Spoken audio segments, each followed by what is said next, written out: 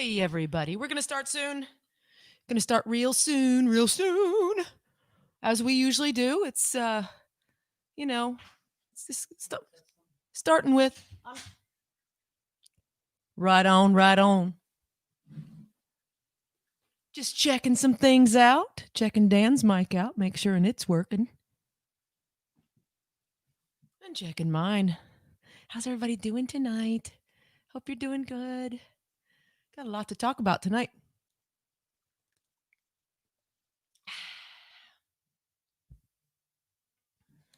I'm not sure if we'll have any surprise guests or not, but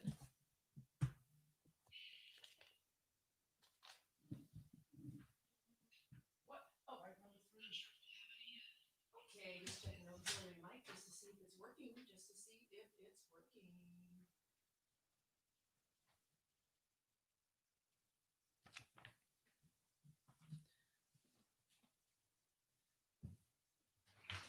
Third mic did not register on the audio on the Pro Tools. Okay.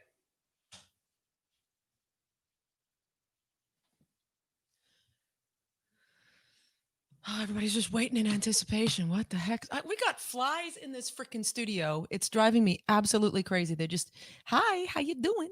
How you doing? How you doing? Dan better have his tits out tonight too. That's all I'm gonna say. Two? Wait, mine aren't out. What do you mean? What are you talking about? Oh, we have the greatest people in the world.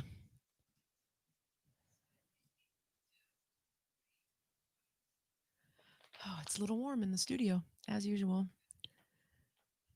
Look at me. Look at this. Look at this. Yep. Look at that right there. Tons of them. Mm-hmm. Tons of show notes.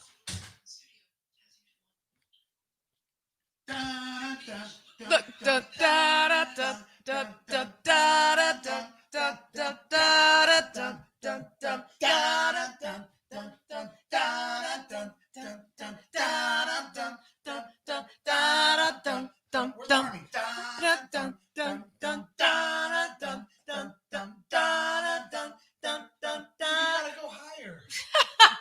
I'm always wrong. I'm always wrong. You gotta go down. You gotta go down.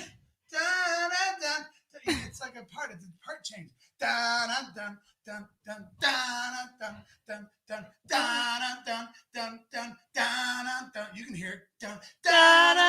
Stop singing my part. Well, I obviously coach you. Who's the vocal coach here? Yeah, I was singing the harmony. Not you. Yeah. Hashtag not you. I was totally. Come to me for all your vocal needs. The harmony. I will show you how to draw a crowd. That's right. That's all that matters. Dan, the dancing machine. That is for sure. Julia says, "Hi, Julia. Hi, Sarah Christy. is looking hot. Thank you, Christy. Dan, the dancing machine. I know. That's what I said. That's what she said. So funny. Jared's like, was that show notes or court documents? Ha ha. You just wait. Your time. Ooh, did you just get burned on court documents? I did. I sure did. Funny. It's all good. It's all good. Whatever. That is funny. I know. My hair is whatever. I don't know what's going on. I never know what's going on. I get it fixed and then I put headphones on and it all goes to hell. Oh, man, have we got a great show for you tonight. We are just kind of hanging out here doing a little pre-show. Look how cute you look. With your Look at hat, me and my cuteness. Your little hat and everything. Doesn't he I want to be like Richie. Oh, is that what you're doing with the sideways hat? But his isn't covered in sawdust like yours is. No, he's way cooler than me. What's up, Mark Labroche? There he is. There's Mark. Oh, my. What in the name of God? What in the name of curl is going on over here? We'll get some of this over here. Hello. We got folks watching. Hey, there's lots of folks watching. Good to see everybody. For those of you worried that tonight's show is just going to be us telling all your dirty little secrets, you are correct. Uh-oh. Everybody's like, oh, shit. Because I'm decently sure that I know more of this town's dirty little secrets than anybody else. Yeah, we might. God bless this fly. Yeah, we got some bad flies. Ugh, I'm totally kidding. I ain't going to tell your secrets. no secrets. Even though more than half of them happened at my house. But anyway, listen, I'm not going to do that. That's not what this is about.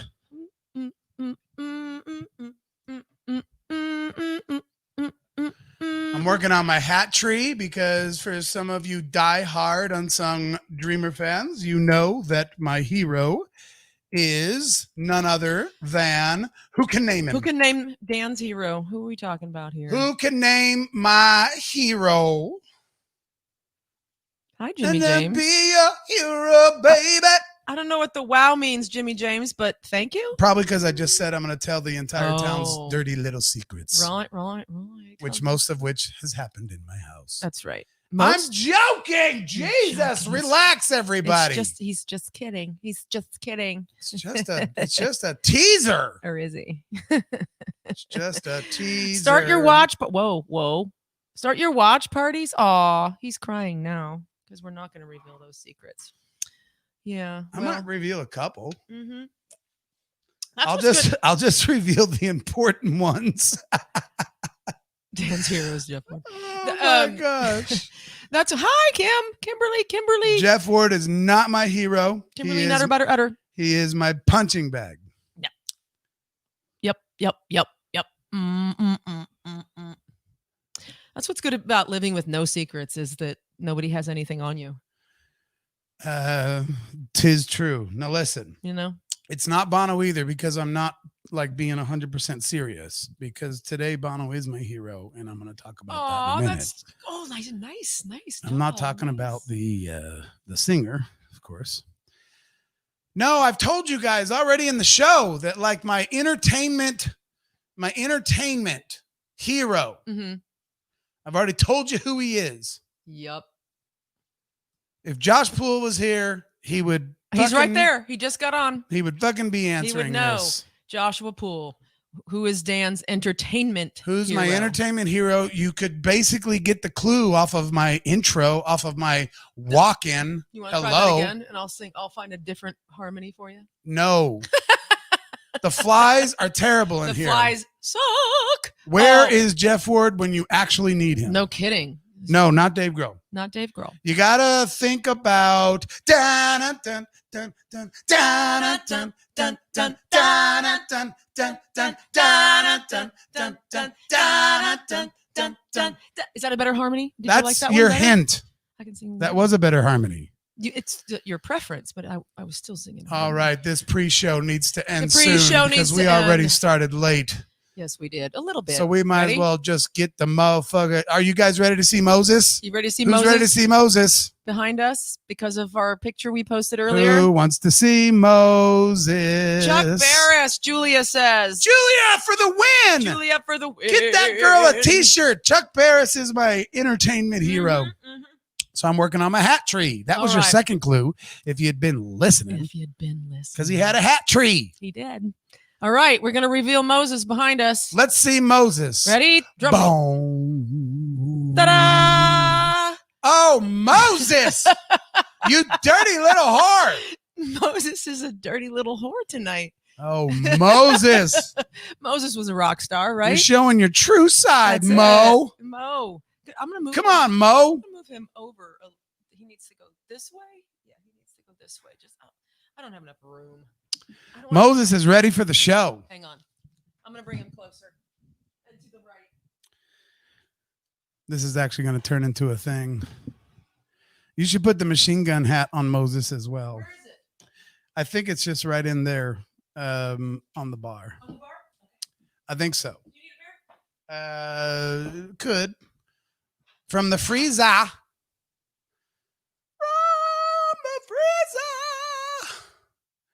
All right, we're getting ready to start very, very quickly. Very quickly.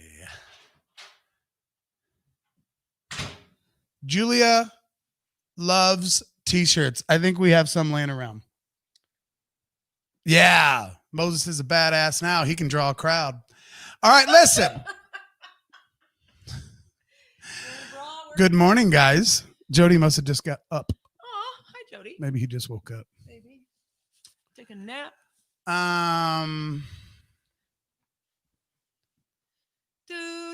Okay. Anyway, what you doing? You reading comments? What's going on? All right. So welcome to the show entitled "Sex and the Scene." Sex and the Scene. So we're trying a little bit different things here in the Unsung Dreamers chat, which is about to be rebranded and renamed.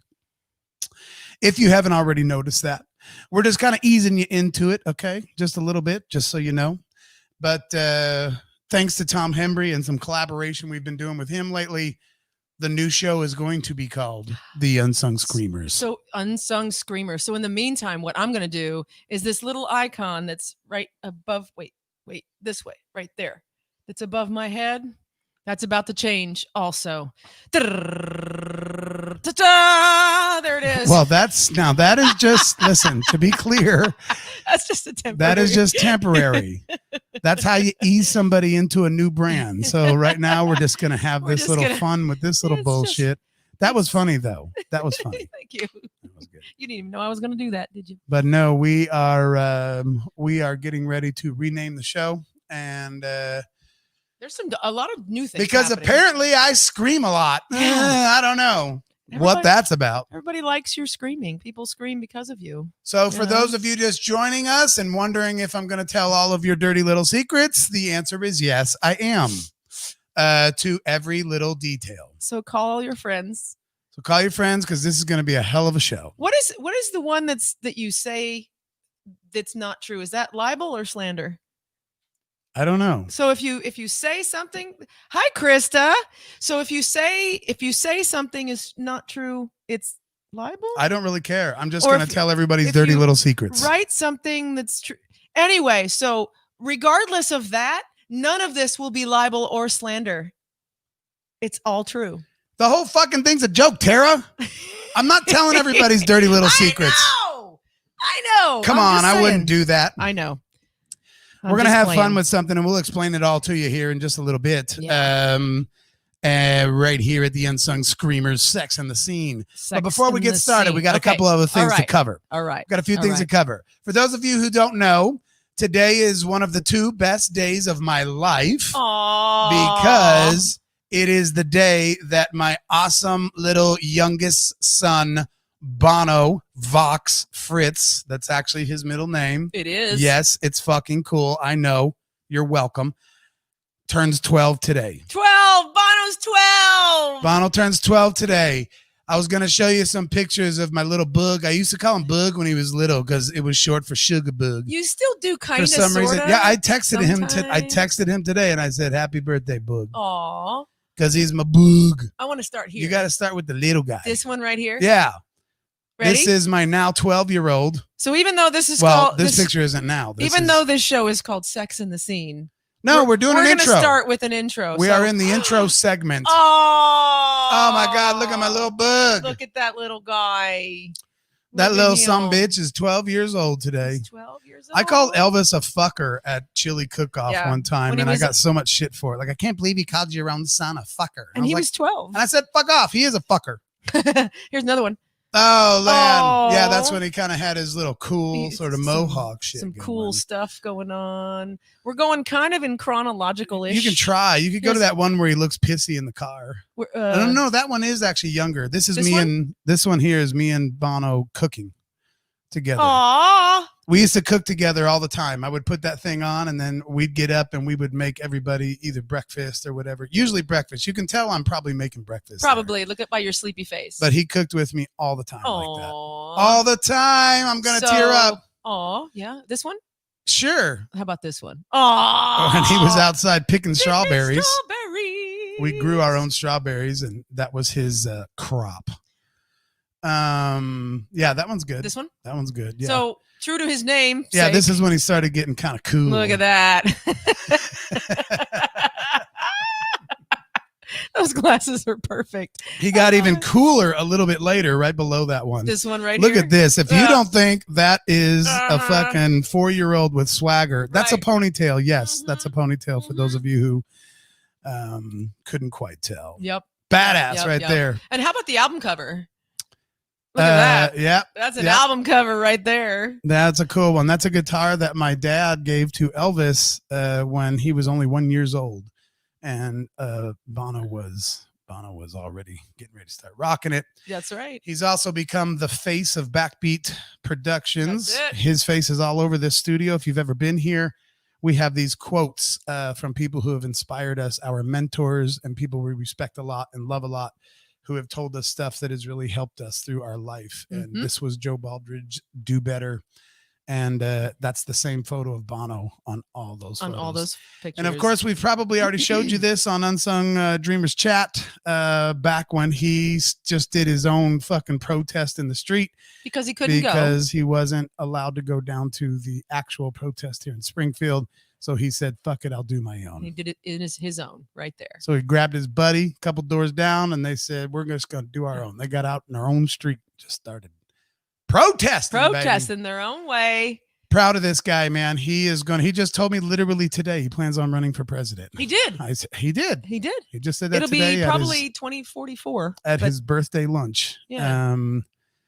That he wants to take something like that on. And he said the first law he's going to make is that kids can stay in bars past 8 p.m. Yep. That's my boy. That's your boy. That's the spirit. Happy birthday, Happy Bono. birthday, Vox Bono. Fritz. Yay. To the very, very best. He's 12 today. He is 12. 12. He's 12. Sixth grade, right? Holy crap. Yeah, sixth grade. Yeah. Sex in the Scene is actually how this happened. I think we're going to cover that subject here a little bit later in the show. That's true. We got some thoughts. We got some notes. We got some planning going on. We actually planned for this show. A little bit. Getting into that, one thing we've kind of been doing a little bit, Chris says she doesn't get it. I don't know what she doesn't get. Anyway. Okay, I'm just going to touch on that. She got here late. We can't keep re-explaining it to everybody. As usual. We got to move on. We got time restraints now. You'll get it here in a minute. All right. Basically, Chris Palmer, I'm telling all your dirty little secrets. But okay. And we're rebranding them. Which then I said I was joking, and I did that actually twice already for those who showed up from the beginning. So I'm kidding, but we're talking about something else. So just bear with us here. We're rebranding. One thing we've been doing a lot lately, just because some of you are a little bit interested. Jareth, I will tell Bono he's the best from his boy. He loves you to death. So anyway, I'm not nervous to be scripted. I love it. We've been showing you guys some of our work because believe it or not, we have to actually work and make a real living throughout the week. Some of you may have caught this post, but we did some work for the very famous Johnny and Katie Shelton this week. Yes, we did. From the Mixtapes, who can actually draw a crowd. Listen. So I got one of the paint by number bands doing it right. Yeah, paint by number band that's kicking ass. So anyway, I got this photo from Johnny right here. I'm getting it. He sent this to me a little while ago. This right here. Yeah, and he was like, "Bro, I need help. I need help in my kitchen. I need some help, bro. Katie needs some place to put. I need somebody help." So we said, "Okay, we'll fix it," and we did this for them. Magic happened, and ta-da! So that's Johnny and Katie Shelton's new little kitchen pantry. Obviously, we don't have the little handles on. The handles, actually, they have those. Oh, they do? Yes. So I got to run over there. They have them now, so you got to go over there and put them on. I will do that. Also, for them, some of you wondering if we always do this crazy gothic death cabinets, like they look like they belong in a funeral home. We don't always do that kind of cabinet. We actually do somewhat regular stuff too. Yeah. So here is some stuff that we've done recently for a spec builder in town, a guy that for some of you who don't know what that means, it's short for speculation. So they build a house without it being sold in speculation that it will sell. So we do a lot of houses for him. Here's another view. What is the name? Elegant Construction. Elegant Construction. Elegant Construction did these houses, and they look a little plain because they're not being lived in yet. There's no fridge in the hole, obviously. This is the only time we get a chance to take some photos of stuff we do. So this is kind of one of considered a little bit more of our normal jobs. Got a master vanity here. There it is. We do a ton of these kind of houses, actually. So this is our mainstream work that we do on a regular basis, pop out there repeatedly. But yep. So there anyway, you go. there's that boring shit. Boring. It's not boring shit. Stop it. Stop it. Here's another thing I've really been confused about, and I'm just trying to kind of figure out what's going on. I'm just wondering, why people do it. But you know what I'm saying? You know what I'm like saying? They always do it. Why do they do you it? You know what I'm saying? What do you mean? But why do fucking people, it seems like mostly from California, answer questions by questioning you the whole time? So, Dan, when's your birthday? My birthday usually happens on August 19th. I was born actually in 1971. And this year I got 6 presents. I got a t-shirt. And I also got some cigarettes. And my mom actually bought me 2 cases of beer. So people from California sound like they're answering every you time. With a question? Listen, I'm a podcast listener, and when you get one of those damn guests on podcasts that have got to just answer every damn question, with they're also asking their own question. Yes. So it was like in 1975 is when my parents and I moved to California. And so then after we moved to California, I started going to school at Joe Smith Elementary School. And after I started going there, my 2nd grade teacher was Mrs. Oliver. What the hell? Why does everybody? That is not how you're supposed. Look at all these flies in here, Jeff Ward. Jeff Ward? You are doing a terrible job of keeping my bugs under control. You can see them flying right in front of the damn camera. Right in front of the camera. They're Californians crazy. In particular, stop answering questions by asking me another question. Even though it's not a question. It doesn't matter to me that your 2nd grade teacher was Mrs. Oliver. Mrs. Oliver? And that you went to John Smith Elementary School? Well, that's a little bit much. It's just the last syllable. I'm telling you, they do it all the time. It's just the last syllable? And it's the last syllable? Every single time they answer questions, they just have to end it as if they're asking you a question? But you're going high too quickly. It's more That's like this. I'm exaggerating it for the effect. What is going on? No, keep going. There you go. That's super cute. With my life. Your dusty hat is really cute. I like it. And you got pot roast. Pot roast? Did I get some pot roast? From Jared Isaacs? I did. Jared came over to the studio. And he had some pot roast? And he brought me some pot roast. And he actually totally made it all on his own. All by himself? He did it all by himself. And he did it to commemorate the fact that next year for my 50th birthday, we're going to do a roast. And so he brought me a pot roast. Oh my God, that shit drives me nuts. It drives me fucking nuts. I can't. Can I get an amen from anybody watching? Especially when you are listening to a podcast and they just keep fucking answering the questions with questions. Oh my God.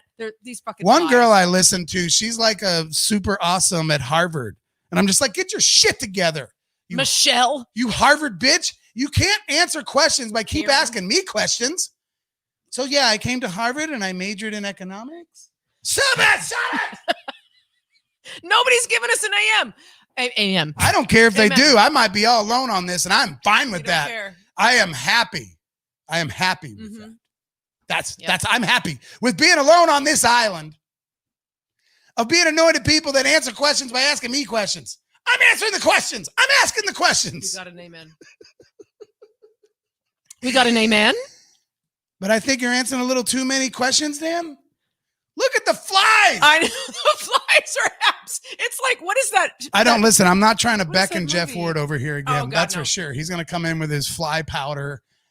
But I'm just telling you, you wouldn't believe how many it's like that. What is farging that flies are in the studio right now. It's that fucking Amityville horror movie. It's kind of like birds, but it's flies. Flies on the windows and shit. It's awful. Fucking awful.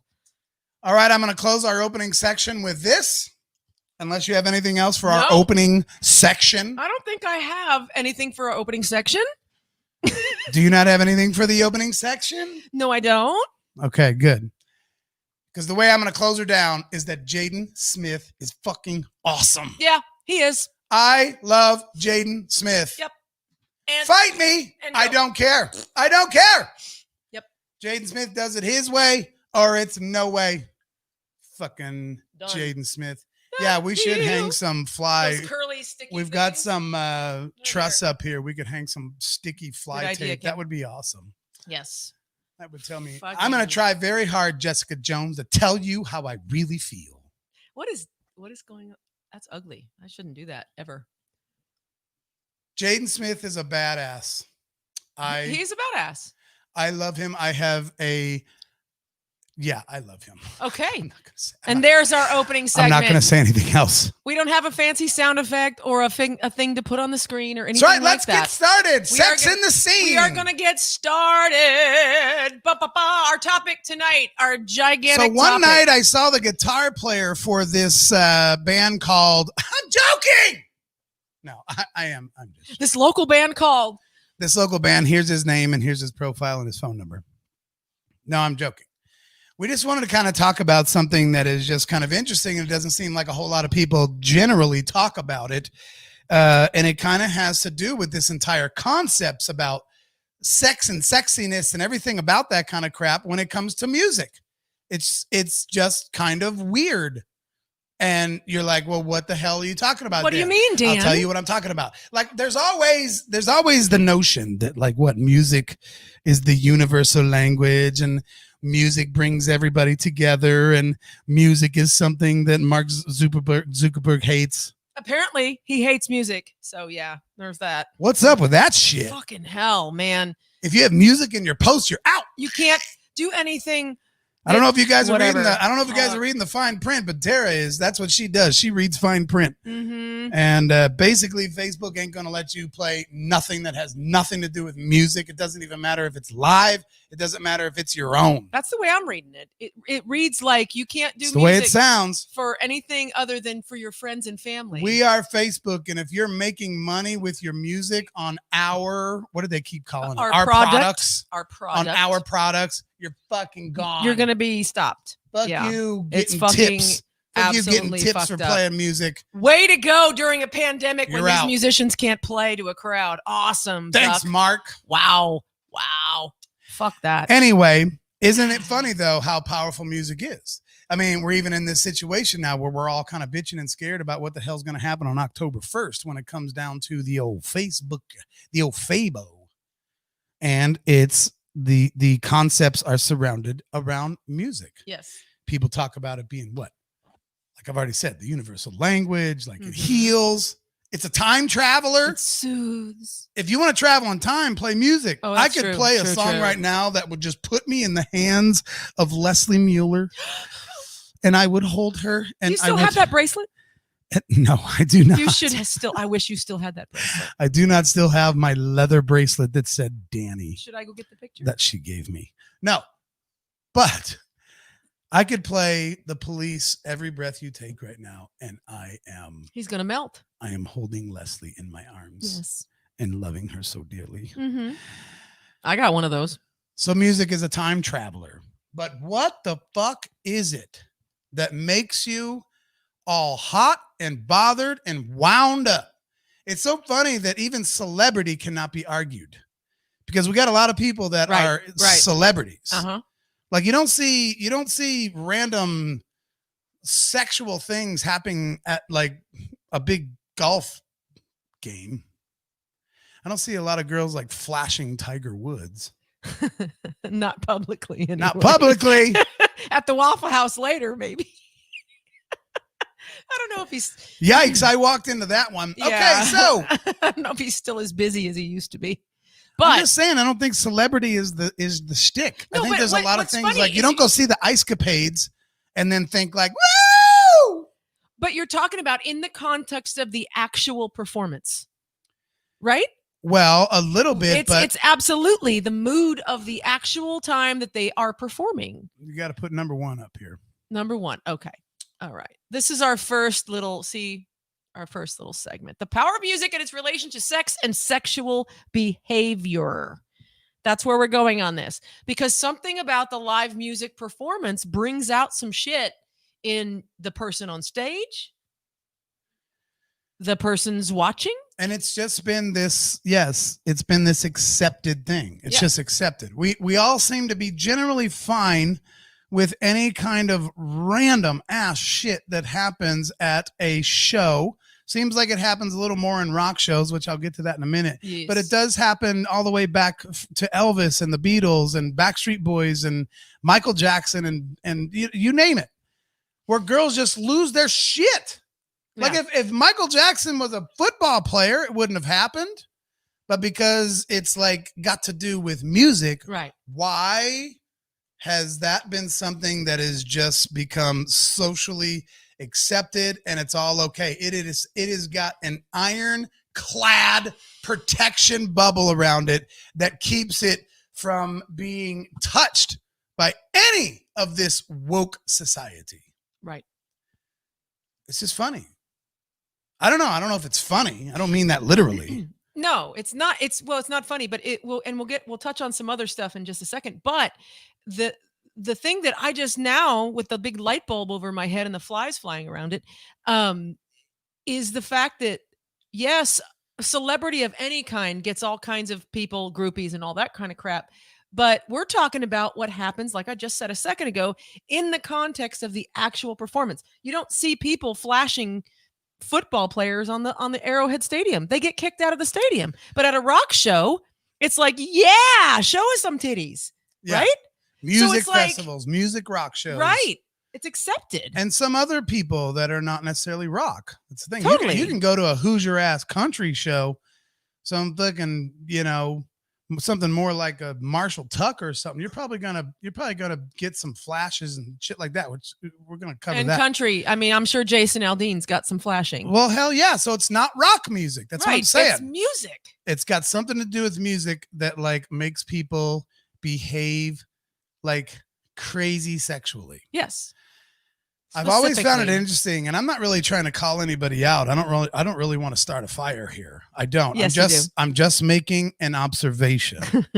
But how the fuck Tommy Lee has somehow skated away from being accused of any sexual assault whatsoever. Mm-hmm. He's never even been. We don't see Tommy Lee in court.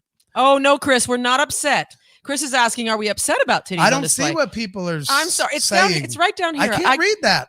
I got to see it up here, bro. All right. Well, I've got to leave it. You always take it off the comments. Because I have stuff to do. Maybe I should switch this. But anyway, she's asking, are we upset? No, that's not the point. I'm not upset. I'm just setting the stage. I'm setting the stage for what I'm talking about. I'm not upset at all. Believe me, I got stories I'm going to tell later in the show. We got some stories. I've got some stories I'm going to tell about myself later in the show. That's I'll tell you right damn now, I ain't upset about it a bit. No. I'm just making the observation that isn't it funny that this type of thing, and getting into how this affects us as a local music scene, because we have it in our local music scene just as much as any big famous rock band out there. Mm-hmm. I think it's like actually great. I love it. Yeah. I'm just saying, I'm just making some observations. Isn't this funny that this is the particular type of entertainment that will breed this kind of behavior? Right. Music in general. Nobody's flashing the ice capades. Nope. Nobody's flashing the football players at Arrowhead. Or if they do, they get kicked out. That's my point. Nobody's flashing. That's the point. Nobody's flashing in church. Right. Oh, I know you got stories, I'm Chris. sure you do. I know you do. And I wanted to try to, we were wanting to try to get with some people before we did this show to get some of that very exact same kind of feedback. But when we re-release this as an audio, we're going to get some street talk. We will do that. Of other people that have stories about this stuff. Yep. Because it's very interesting when the girls have stories, because we're going to talk about this in a minute. The difference between being in a band as a male and being in a band as a female. Mm-hmm. Going to get to that. We've got it all scheduled. We got it all written out, man. Look at that right there. Look at that. But still, did you guys see this shit where Ron Jeremy's getting all this shit lately and getting ready to go to jail for 250 years? Now, I'm telling you, I'm all for fucking locking him up if he's done something shitty. If he's doing this shit, I don't know any of the facts of the case whatsoever. But even the porn star is in court right now. I know, what the getting hell? Accused of this shit. But guess who is not? Yes. There ain't no Tommy Lee. There ain't no Bret Michaels. There ain't no Nikki Sixx. There ain't no list them on. There ain't no roadies for all those Gene bands. Simmons. There ain't no roadies from all them bands, from all them shows. Think of the thousands and thousands amount of shows that have happened where there has been nothing but. can't call it assault, but there's been nothing but debauchery happening. I remember seeing Bret Michaels on some damn VH1 show or something admitting that he actually just jumped down below the actual stage, was getting blowjobs while the band was still playing. He just didn't have to sing in that particular part. It was like a long, what was that goofy ass that played CC guitar? fucking dumbass DeVille. Fucking CC DeVille. He had some big guitar solo or some shit. And Bret Michaels would just literally go right under he wasn't even backstage. He could still hear the crowd scream and everything else.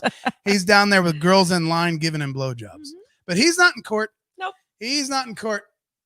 Everything to do with this woke society just ignores 80s heavy metal. They're just like, let's not go there.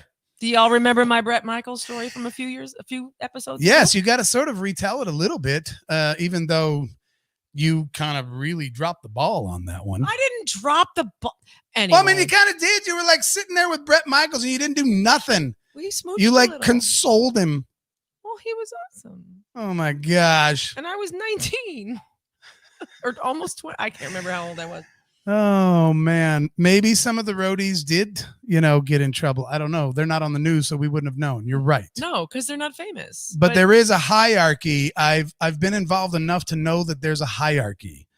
There is you go pick the girls. The band makes their choice. It happened at the show I went and to. the roadies get the leftovers. Yep. That's actually just that's just a known thing, which is very weird. I'm not saying I agree or disagree. I'm just making observations here. So I know Chris Palmer. It's because these chicks wanted to suck his dick and he didn't force them. But how many of them checked their IDs? That's all I'm saying. No, that's not all I'm saying. I'm saying how many of those girls were Republicans and how many of them were Democrats. That's what I want to know. I want to know, of all the girls that sucked Tommy Lee's dick backstage, how many of them leaned right and how many of them leaned left? I'm just kidding. I don't want to get into that conversation. We're not doing politics. But isn't it funny that none of them are blowing the whistle? No matter which side of the fence they are, because it is actually an interesting question, right? It is actually. It's a very. You would think a more liberal girl might be the girl backstage sucking Tommy Lee's dick, but Maybe I don't. not. She's not blowing any whistle these days because they do tend to change their mind and become different later. I don't know. Or the Republican girls are just slutty little whores who just like, yeah, you're damn right. I did it, and I ain't gonna tell nobody about it. Whoop, mum's the word. Weird. His dick leaned left. His dick leaned left. I think it did. I saw the movie. Just a I can't little remember. to the left. I want to say it did. Might have. What's that movie that goes? Somebody's like, I don't know what you're looking for, but it's a little to the left. I don't know. It's Richard Pryor. Man, I can't remember. Anyway, the true story they're is not that carding them. No. Hopefully, of the potential thousands and maybe even millions of sexual encounters backstage at 80s heavy rare. metal shows, hopefully all 50 million of them were done with consent. Hopefully. And everybody was awake and nobody was asleep. Nobody was drugged. All 50 million of them just went clean as a whistle. Hope so. But that's part of the phenomenon. That's part of it because this is why we're bringing it up as the phenomenon. That's part of the phenomenon because these girls wanted to so bad just to have that fucking story. And I'm not going to mention names, but we know a very prominent person in this town who has a story like that just to say she has it. It's crazy. Yes. Can you say who the rock star is? I at least say the rock star. Axl Rose. Oh, I do know what story you're talking about. So without saying anything about who that is, she has this story because that's what she wanted. And therefore, guess what, children? Nobody calls out a rock star years later. It's incredible. But I think a lot of that's happening with some other stars that call foul later because they want money. It's crazy. I am all into this. Fuck. The whole, I'm all into the original and the pure motive and the need for the Me Too movement. Mm-hmm, absolutely. Fuck I'm into that. So I'm not arguing it. I'm not arguing anything like that at all. Not at all. No. It's just a really interesting dynamic because I'll be honest and I'll tell stories later. I mean, I guess in some ways I could have a whistle blown on me from stuff that's happened live in front of a live audience in front of lots of people. If someone just decided to blow a whistle on me, I guess. I don't know. But it was the same. It was done in the same exact spirit as just like, hey, it's rock and roll. It's mayhem. It's like we're on stage. We're like doing. I didn't do anything nutty. No. I'm talking about somebody. You crossed a couple lines, but not the major line. No, I didn't even come close to the first baseline. Okay. I'm just saying it could be seen a certain way. I don't know. It was seen a certain way and it assumed a certain way. Jared wants to hear the Axl Rose story. Well, I don't think he knows our friend. No. So we might be able to tell him. But there's not much to the story. We'll call her Linda. There's not much to the story. Call her Linda. No, I'm not telling that story. Okay, me neither. Anyway. Oh my God. So I touched on that Bret Michaels story. It's a couple episodes back, but I was 19 at a show, and there was that whole roll call of whoever was calling us girls backstage, and there was an entire bunch of shit going on, but I was scared. I didn't know what the fuck was going on. Bret was in a bad mood, and we just ended up sitting in my truck for an hour or so, and that's it for me. But there was a lot of stuff other than that happening backstage that night, and yes, it was all consensual. It was all consensual from what I could see. But that's the point. Is there was a like you, and you. Come on back. It was literally like that. It was literally just pointing girls out. Mark Davis, throw his comment up. Throw that comment? All right. I didn't read it. Because we did touch on this a minute ago. It is not just rock music, but it is music. It does seem to be music related. Read it for the audio. Specifically. Mark Davis says, it wasn't just rock music. My dad was a bass player for 3 different famous country artists in the 70s, early 80s. And as a kid on tour with him a few times, I saw girls, women doing all the same stuff. Correct. And we said that earlier. You might not have been here, Mark, but we did say that earlier, that it's not just rock. Yep. Yeah, but it is still music related. That's why we kind of started this whole segment. It was like, isn't it funny? The power of music.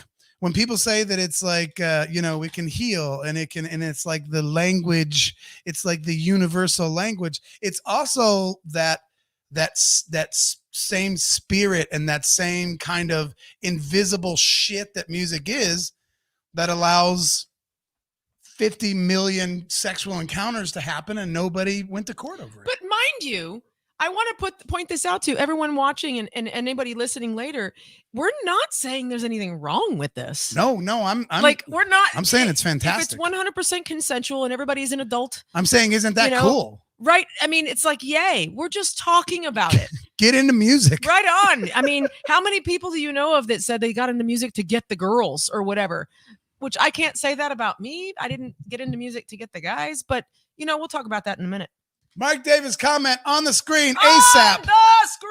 You are 100% right, Mr. Mark Davis. Yes. It even happens in Christian music. Yes, it does. That I know of firsthand. And guess what? Guess what, Marky Mark? So do I. Ooh. I've seen it happen right in front of my fundamental Christian eyes. You guys out there watching, you got to read fast because Tara does not give you much time to read comments. So you got to see it. You got to see it on the screen. So I got rid of it. And you got to be, I know, but some people might want to be like, well, what was that about? What's going on? Well, they need to fucking pay attention then. Oh, gosh. That's what I'm saying. You need to pay attention. I'm just saying. Yep. It happens in Christian music too. Yes, it does. And Josh thinks we're all whores. I think you're all whores. And you are 100% right, Josh. So I've got a story. I've got a story myself. Before we change this is not process. Like I've never meant to tell my stories bragging. I'm just meant to tell you like because they're fucking funny. And I have a prop for this story. Let me see if I have it. Where did I see it? Oh, I think it's in your dad's garage. What is it? Oh, the story could be worth getting. It could be worth getting it. Yes. You just talk. Let me go. I'm going to go next door and see if I have this prop for a story I'm getting ready to tell because stories are always. Do you have a key? Better. The garage is open, isn't it? I don't know, but you might. Which I didn't just say publicly. So I'm going to go see if I can find this. Stories are always better with props. Okay. Go on. Go. All right, I'm going to go. So while I'm stalling because he needs a prop, it's hot as fuck in the studio and it's filled with fucking flies. So sorry for the waving papers, but it's hot. Do you see Moses back here? He's all dressed up for our topic tonight. He's got his nice machine gun symphony hat on and his beautiful silky bra. So yeah. Okay, so what is Barb saying here?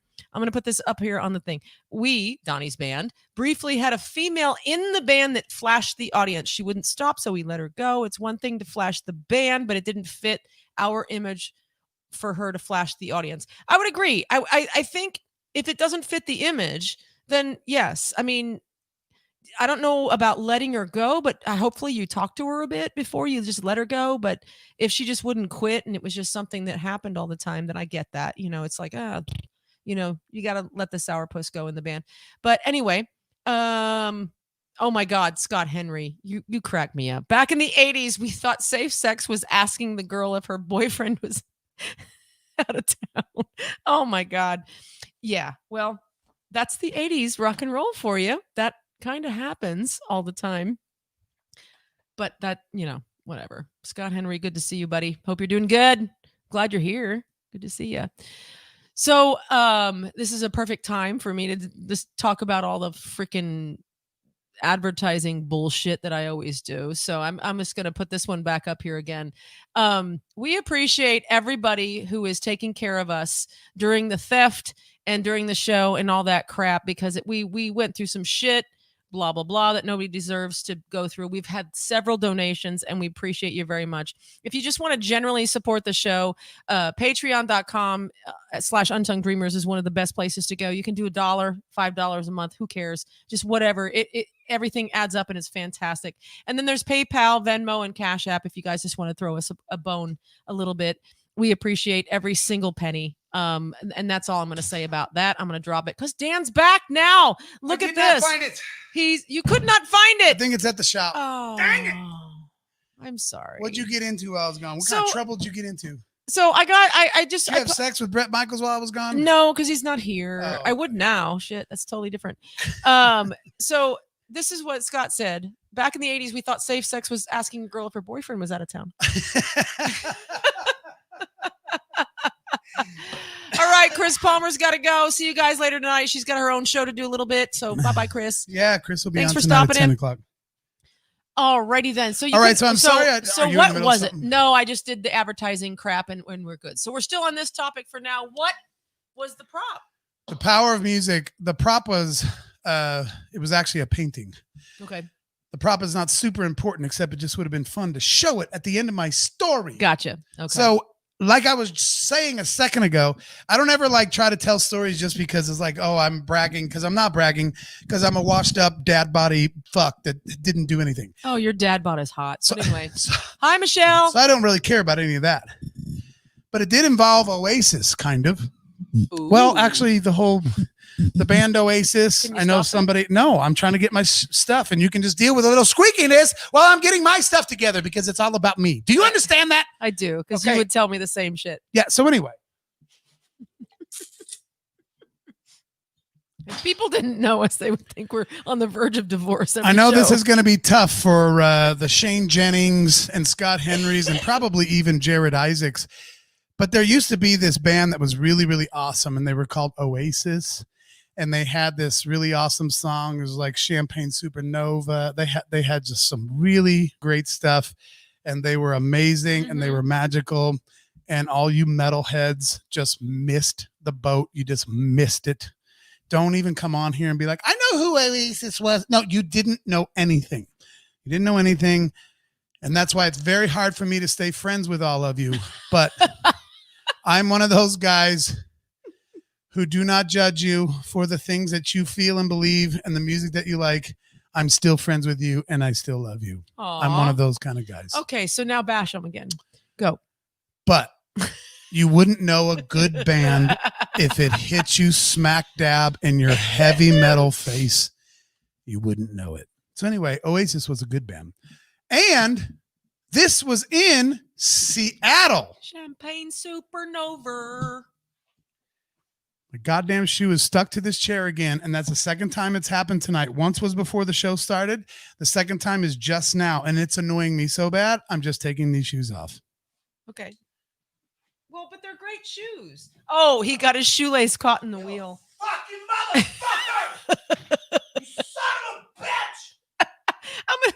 I wish I could get the camera down there. Okay. Look. I've got the camera going on you. Look at that. No, you don't need the But shoelace stuck in the fucking. Oh my God, that's so fucking funny. All right, so I was actually on a tour that had to play bigger places. It wasn't because of me. It was because of who I was with, who I was playing with. I was just a runty little opening band. It didn't matter. Nothing to brag about there. I would not include it on my bio. Okay, do you understand? Blah, blah, blah. But it was a bigger place. And it was in Seattle, Washington, which is important to the story because a lot of those really cool bands came from Seattle, you know, not stupid heavy metal shit, but like actually like cool bands.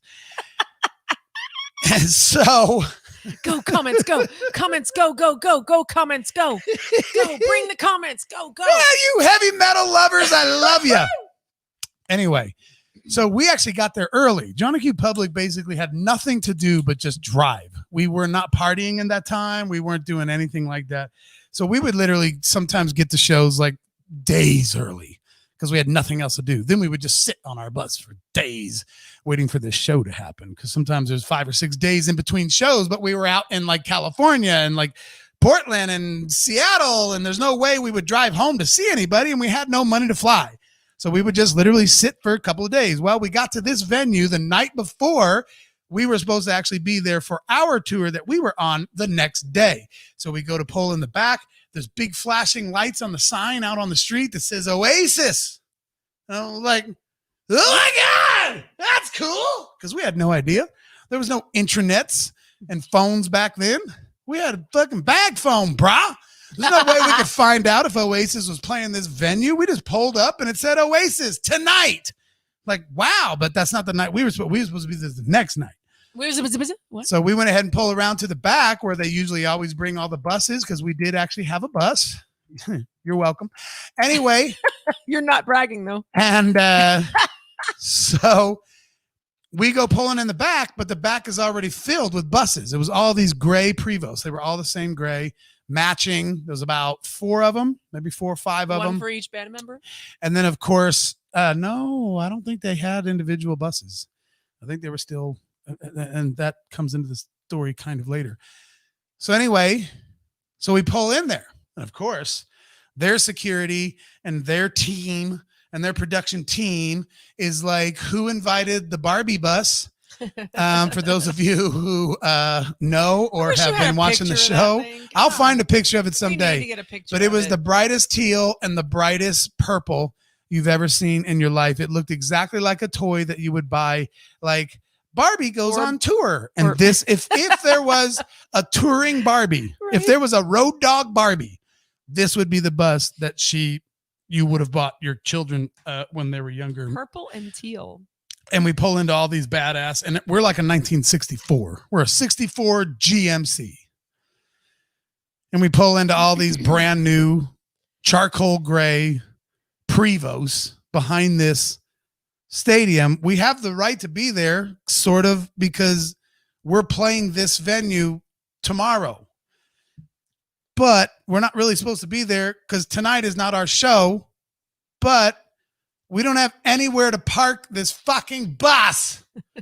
Can you work with us here? So one of them big old guys come out. Blah, blah, blah. All right, can't park us here. It's like, where do you want me to park it, some bitch? I don't have anywhere to put this thing. We play here tomorrow. Listen. Would you listen, Linda? I have got nowhere else to put this thing. I'm putting it right smack dab here. We're not going anywhere, man. We play here tomorrow. I went I always forget his name. The comedy's gone now. Moment gone.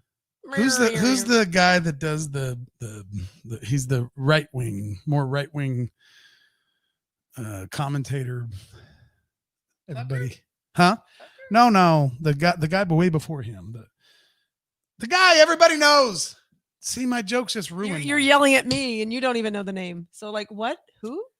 Sweaty guy? Damn it. It's fucking hot in here. So what? Anyway. Doesn't matter. So I told the guy, we're parking in Rush. here. We're staying here. Not Rush. The Oh. other asshole. The one that everyone thinks is an asshole. Oh my God. Anyway. And then he got canceled. And now he's just like a podcaster now. What a loser. Anyway. Oh, O'Reilly. Yeah, Bill O'Reilly. We're parking it here.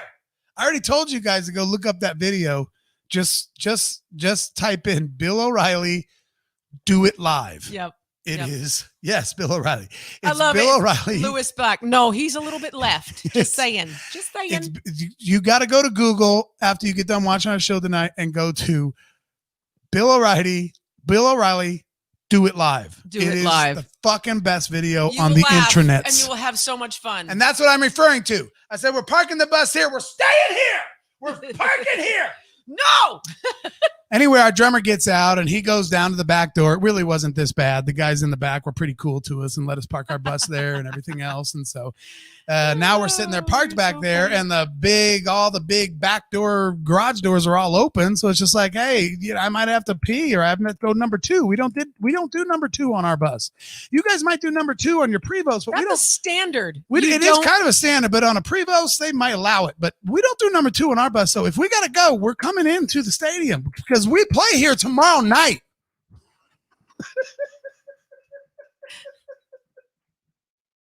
I got street creds, Carol. All right, you can come take a shit, but that's it. Oh, fuck that. Give me some passes. So our drummer goes down there and basically talks to Daryl for a little while, and then he comes walking back up to our bus with all access passes to the Oasis show. We can go anywhere. It doesn't matter. We're backstage, out in the front, up in the balcony. It didn't matter. So we all get these all access passes to the Oasis show. We didn't really do a whole lot. We weren't like douchey. We didn't go back there like trying to get autographs. We were just like, oh, cool. We can go in and at least go number 2. If we got to go number 2, that's cool. And if some of the backstage refreshment tables got some water and shit we might want to eat on, that'd be kind of fun too. So we had access to that. So then we go and talk to this dude. Like, can we hang out with the band after the show? And the dude's like, yeah, totally. Like, totally, man. I got to get you a special kind of a bracelet. I'll get you this bracelet. This dude was selling it. We were just like, it'd just be cool to meet him, whatever. But we're walking backstage. Anthony Kiedis was there. He's like hanging out over there in the corner. Kiedis, whatever. The guy that can't sing without having 70 comp vocal tracks. That's the Chili Pepper guy. And that's a true story. Right? I have that firsthand from his producer. Firsthand. Anyway, he's sitting over there in the corner, Chili Pepper singer. I almost smack dab walked right. No, wait, I did. I actually nose to sternum. I ran right. Nose to sternum. If we're in Seattle and I ran nose to sternum into somebody, who do you think it was? I wonder if somebody could guess. Oh, no music. Okay, on Facebook, you're not supposed to put it. No music, Tara. I'll just drink my shit. Pro tip: no major transactions on the tour bus. That's a rule. No major transactions on a tour bus. Well, that wasn't the case in my band. Not because of me. Because you're a bunch of fuckers. Not because of me. So who did you hit in the sternum? I ran nose to sternum right into Chris Novoselic. What? Who knows who that is? Yeah. So, please. Duff McKagan. No, Josh is going to know. Jared said Duff McKagan. Jared's probably not going to know. Who is Novoselic? He's probably not going to know who Chris Novoselic was. Christ. It ends with a T. Novoselic. Oh, gosh. Mm-hmm. We'll wait because there's a delay. A delay? What the fuck? I'm only waiting on Jared because Nirvana. Mark Davis got it. Yeah, all right. Yes, Chris Novoselic, bass player for Nirvana. I ran right the fuck into that guy. And the reason why I did is because half of the backstage was all curtained off. It was like 30-foot curtains, and the curtains went all the way across wall to wall. But I had an all-access pass, bitches. I can go anywhere. I can walk behind curtains. I can go into the stage. I can go hang out with the sound guy. I can do whatever the fuck I want because I had a backstage pass. So I just was like, fuck this big curtain that they're trying to block people off from. I'm just going to go over here to the end of the curtain, and then I'm just going to pull it aside real quick and scoot right in there next to the old right next to the old wall there. There was a wall there. So I just kind of pulled the curtain 2 feet over so that I could walk through into the other room where everybody was partying, like during the show. Oh, I'm by myself in the section I was in. Nobody was around. Big, open, echoey, backstage. And I got a big curtain that goes from wall to wall. So I'm like, I'm going to go over to the corner here. So I go over to the corner.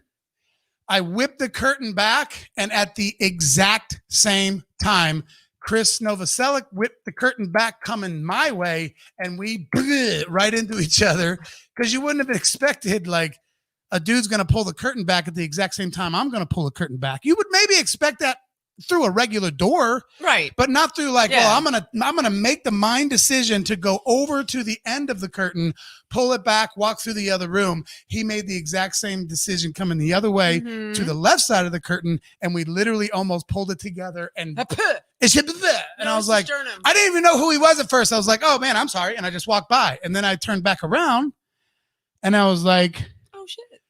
Jesus God Almighty. It was Chris. I think I just ran into Chris Novoselic. And yes, I did.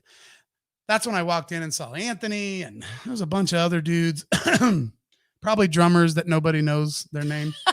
Call back to a previous podcast. So we're hanging out. This like manager dude comes up. He's like, hey, you got to have these special kind of wristbands to hang out backstage after the show. I was like, fantastic. I need 5 of them.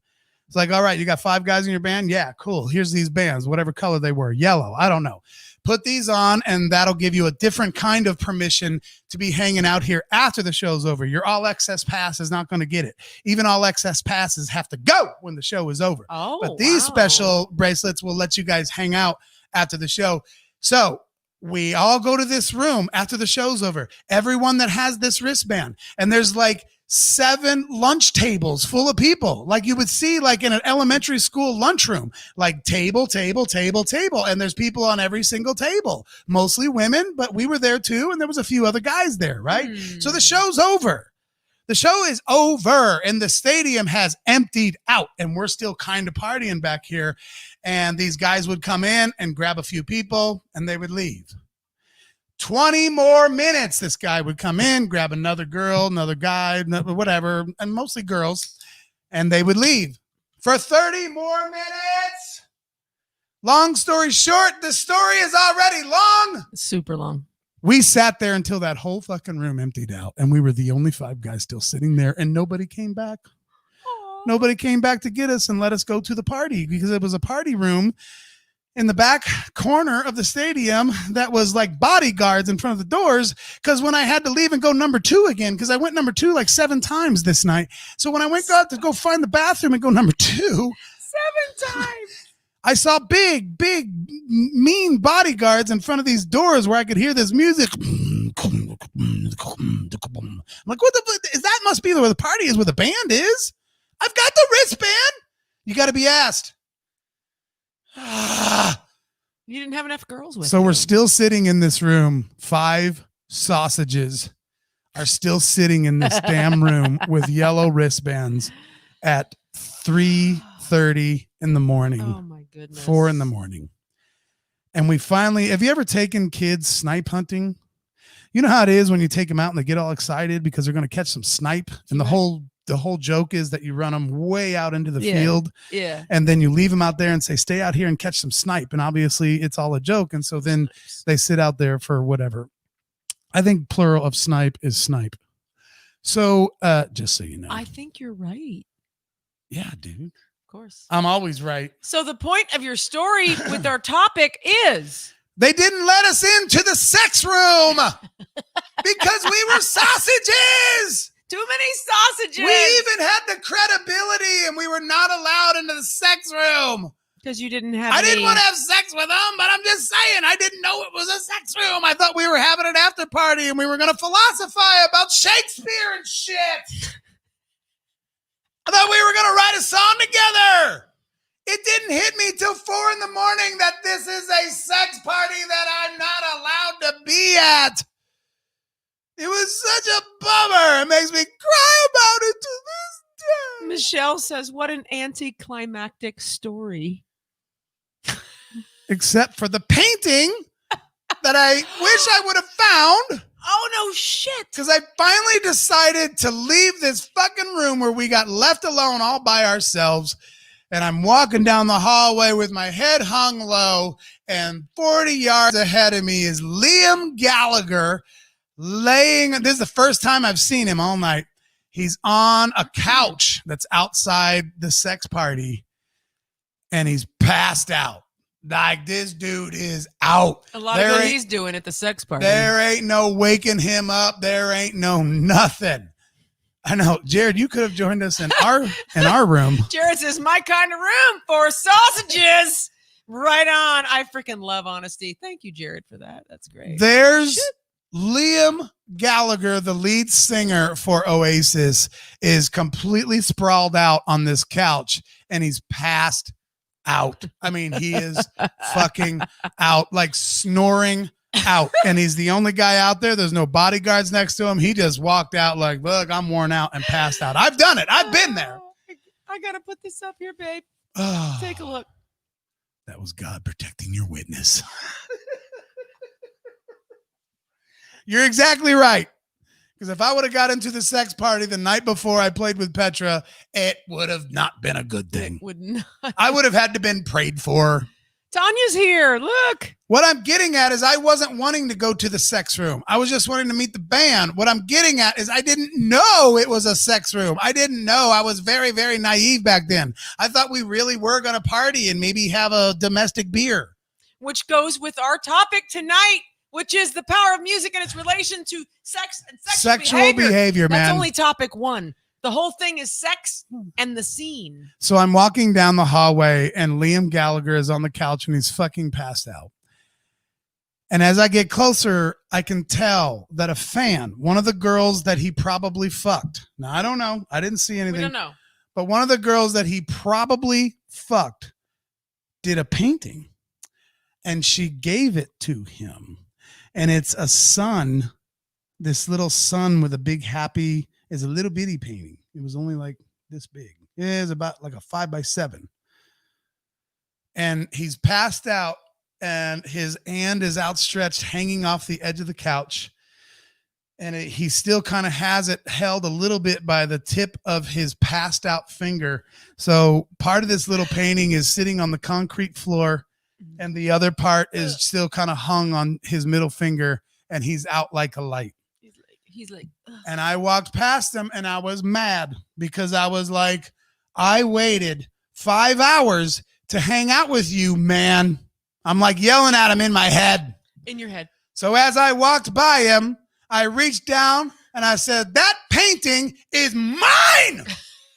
And I took that motherfucking painting right out of his hand. And I walked straight to my bus like a boss. I didn't even flinch. I just walked by, snag it up. That's mine, bitch, for pissing me off tonight. So I went back to my Barbie bus and I hung my Liam Gallagher painting right up on my little ledge. Yep. So if the girl who painted that painting for him in Seattle, Washington is watching this, I got it. He's got it. It's at my shop, dang it, because I was wanting to show it to you. So that ends segment 1 of the power of music.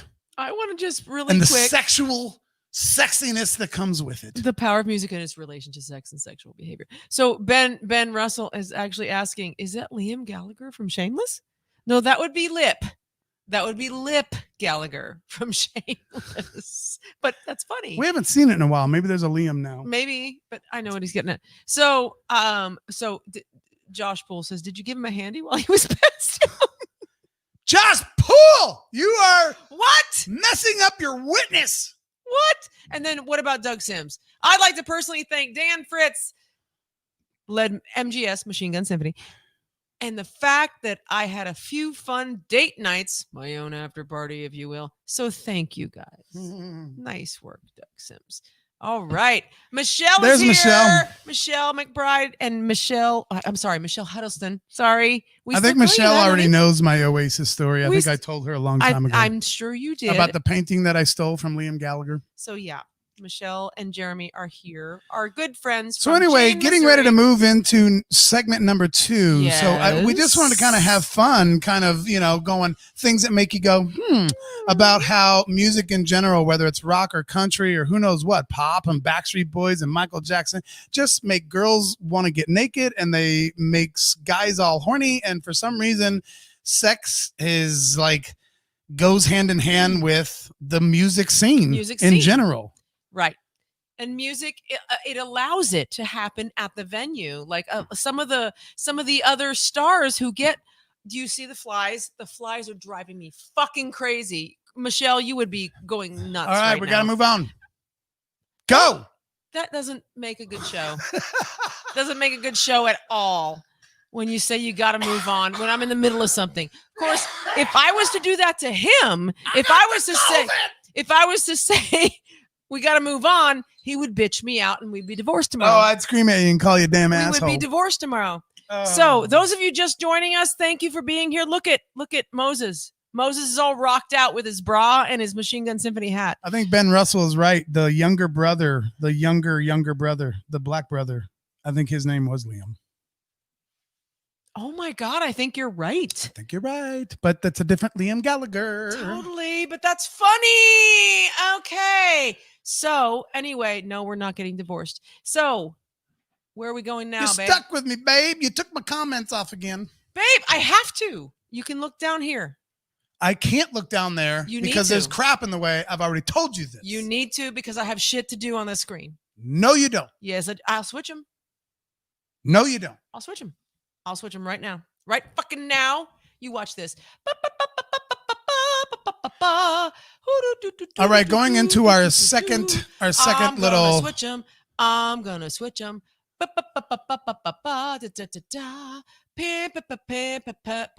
Oh, look at that. There. Now I can do my shit. And he's getting all frustrated and weird. And it's all good. Look at that. This is our last episode, by the way. We're getting divorced tomorrow. Getting divorced soon. Very soon. For sure. Very, very soon. All right. Okay. So, babe, you got your comments right there. We got some shit. You can still see that, right, babe? We got to move on. And he's looking down here where I just changed it. That's hilarious. Yeah, because I can't see this print. I've already told you I can't see that print. I like the bigger, fatter print. I already said that 6 times, but I will move on. I will move on and I will love my life because I have the best wife in the entire world. We got to move on. We got to move on. Moving. No, just come on. Just leave it. It's fine. I don't care. Put it here. From town to town. Put it here. I don't care. I don't. We'll do that. It doesn't matter. We're wasting time. Well, go ahead. You go on. All right. So I'm gonna keep moving. I'm gonna. Oh my God! You figure out what you're doing and let me know when you're done. I'm gonna put it back like it was because it works better that way. Ready? Go. Moving on. Hey. What? I'm ready. Are you done? Yep.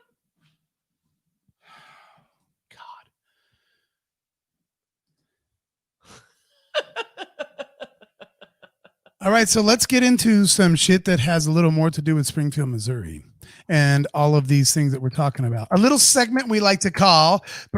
See, you're not ready. You're not ready. You're over here private messaging. Unbelievable. Unbelievable. Unbelievable. Well, you just talk told about all me this shit not you to need fuck to do. with this shit. You talk about all this shit you need to do, and I was getting ready to make the big announcement, and you just didn't have the thing ready. You just told me to. I'm just kidding. I love my husband. Don't worry. A little segment we call Lovin'. I can't read it because you don't have it up. Boom. Hugging, touching, feeling. Thank you. Second segment of our show. How do you like that with the notes, motherfuckers? Look at that. So how much of this hug and touch and feeling can we get away with? Right here in Springfield, Missouri. How much can we get away with? Springfield, Missouri. You wanted to talk about something as we got into this segment here. You had a thing. What did I want to talk about? Our first thing. Your first thing. Okay, so we're just gonna head it out at the pass right here. I wish Chris Palmer was here right now because this is kind of relates to her too. We're gonna do some street interviews with this same subject, and we'll put it on as an audio tidbit shit on something our podcast. else. So The whole idea of tonight, if you're just joining, because some of you are, and I was just told my outfit was awesome, but he said it a little differently. But I will say, hey, the whole point of tonight is how music makes people act differently, and then those behaviors, sexual behaviors, are actually allowed at a music venue, concert, even locally. So one thing that I wanted to talk about is the difference between the behaviors of the male patrons and the female patrons, or the difference between the male and female artists on stage, and what's accepted and what's not. And there's a crossover there. God, we could do a whole show on just this topic, but we'll start with the patrons. For instance, locally, in Dan's very famous paint by number band called Machine Gun Symphony, they did a segment in their show, one song called Girls, Girls, Girls, where they literally invited girls from the crowd up on stage. And what happened on the stage after that? Not after that, during that. Well, that's what I mean. When that was going on, there was, I'm just here to tell you. You add color, I please. will partially get into my story. When there was girls on stage, Machine Gun Symphony on Girls, Girls, Girls, a lot of people gave a shit for playing with tracks, which fuck you. I don't care. Fuck you. Suck it. Tracks are cool. But the only thing that was actually on track with Girls, Girls, Girls was the motorcycle thing. Right. There was that thing. The rest of it was all live. And there might have been some extra girls, girls, girls. That's it. There was no music. We never did music in the track. You guys all unless played it was a and sang keyboard, live. Unless it was a keyboard player, which keyboard players are worthless. I've already said this. In a rock band. So why not just put them on a machine? Then we don't have to pay them. In a rock band. So anyway. So we actually are really playing the song. The drummer's really playing. The guitar players are really playing. The bass players were actually really playing. But sometimes there would be like 20 girls that would get up on stage and they would huddle around each band member. Like it would be their about favorite. 4 or 5. Yeah, whatever their favorite was, they would run to that one. And sometimes the drummer even got some behind him. And then they would like dance like, around us so that I could still try to sing. And the guitar players are still trying to play their parts. But there would be 4 to 6, 7, sometimes 8 girls around each band member. The shit that was going on behind our backs that the audience could not see. Let me tell you. Wowzers. Let me tell you. I have had every square inch of my body touched, not just in that moment, just being in that band. I mean, they made no bones about it. I'm trying to sing, and if I would throw one leg out in front of the other, you can bet your happy ass I'm getting a whoop-a-doo right up in there. Right up on your junk. And then another whoop-a-doo. Sometimes it was two-fisted by 2 different girls. And I'm just like, okay, I'm not even paying attention. I'm still right here doing whatever I'm supposed to be doing over here. And it was just constant. It was just like one of those like 12 hand massages, right? So part of it kind of felt like, yeah, this is kind of cool. But then another part of it is like, it's unbelievable how assaulted I'm being right now. I just don't happen to care about it because I'm a guy. And you're in a rock band. Now, what if Tara was on stage and 10 guys got behind her and did all the same shit to her that these girls did to me? Go. So I can't say that has ever happened in my 30-year career of playing live music. But what if it did? Like, what if all of a sudden during Cochise or something that Violet is playing, 10 guys came up on stage and started touching me all over my body? I think they'd be all assassinated in the parking lot. I mean, the police would be there. The police would be there. Josh, put Josh's comment up. What? Okay, I'm trying to talk. No, he's saying the same thing you're saying. Go ahead. The girls in the audience can flash all night long, then one dude whip it out, and yeah, exactly. And all hell breaks loose. Exactly. Just leave it up. It's a double standard because, and I'm not saying there's like necessarily wrong with this, because the thing is, you invited those girls up on stage. And if I had invited... Sometimes I did. Sometimes I did not. Well, the band did. I got more stories. The band totally... Yeah, true. I got some straight from the bottom of the stage. Man, they weren't even on stage, and they were reaching up and literally had all my shit in their hand for the whole place to see. Like, just like Play-Doh. Kneading Some Play-Doh. We're making biscuits this morning. Yeah. So the thing is if I invited anyone on the stage, which I'm using me as an example, but let's just say Courtney Love, for instance, who flashed her stuff one time and she's a rocker and all this stuff. Would it be okay? That kind of thing. The thing is if that had happened at a Violet show or even a Bad Habit show or even my country band show, police would be called. Sure. Because boys cannot touch girls, but girls can touch the fuck out of boys.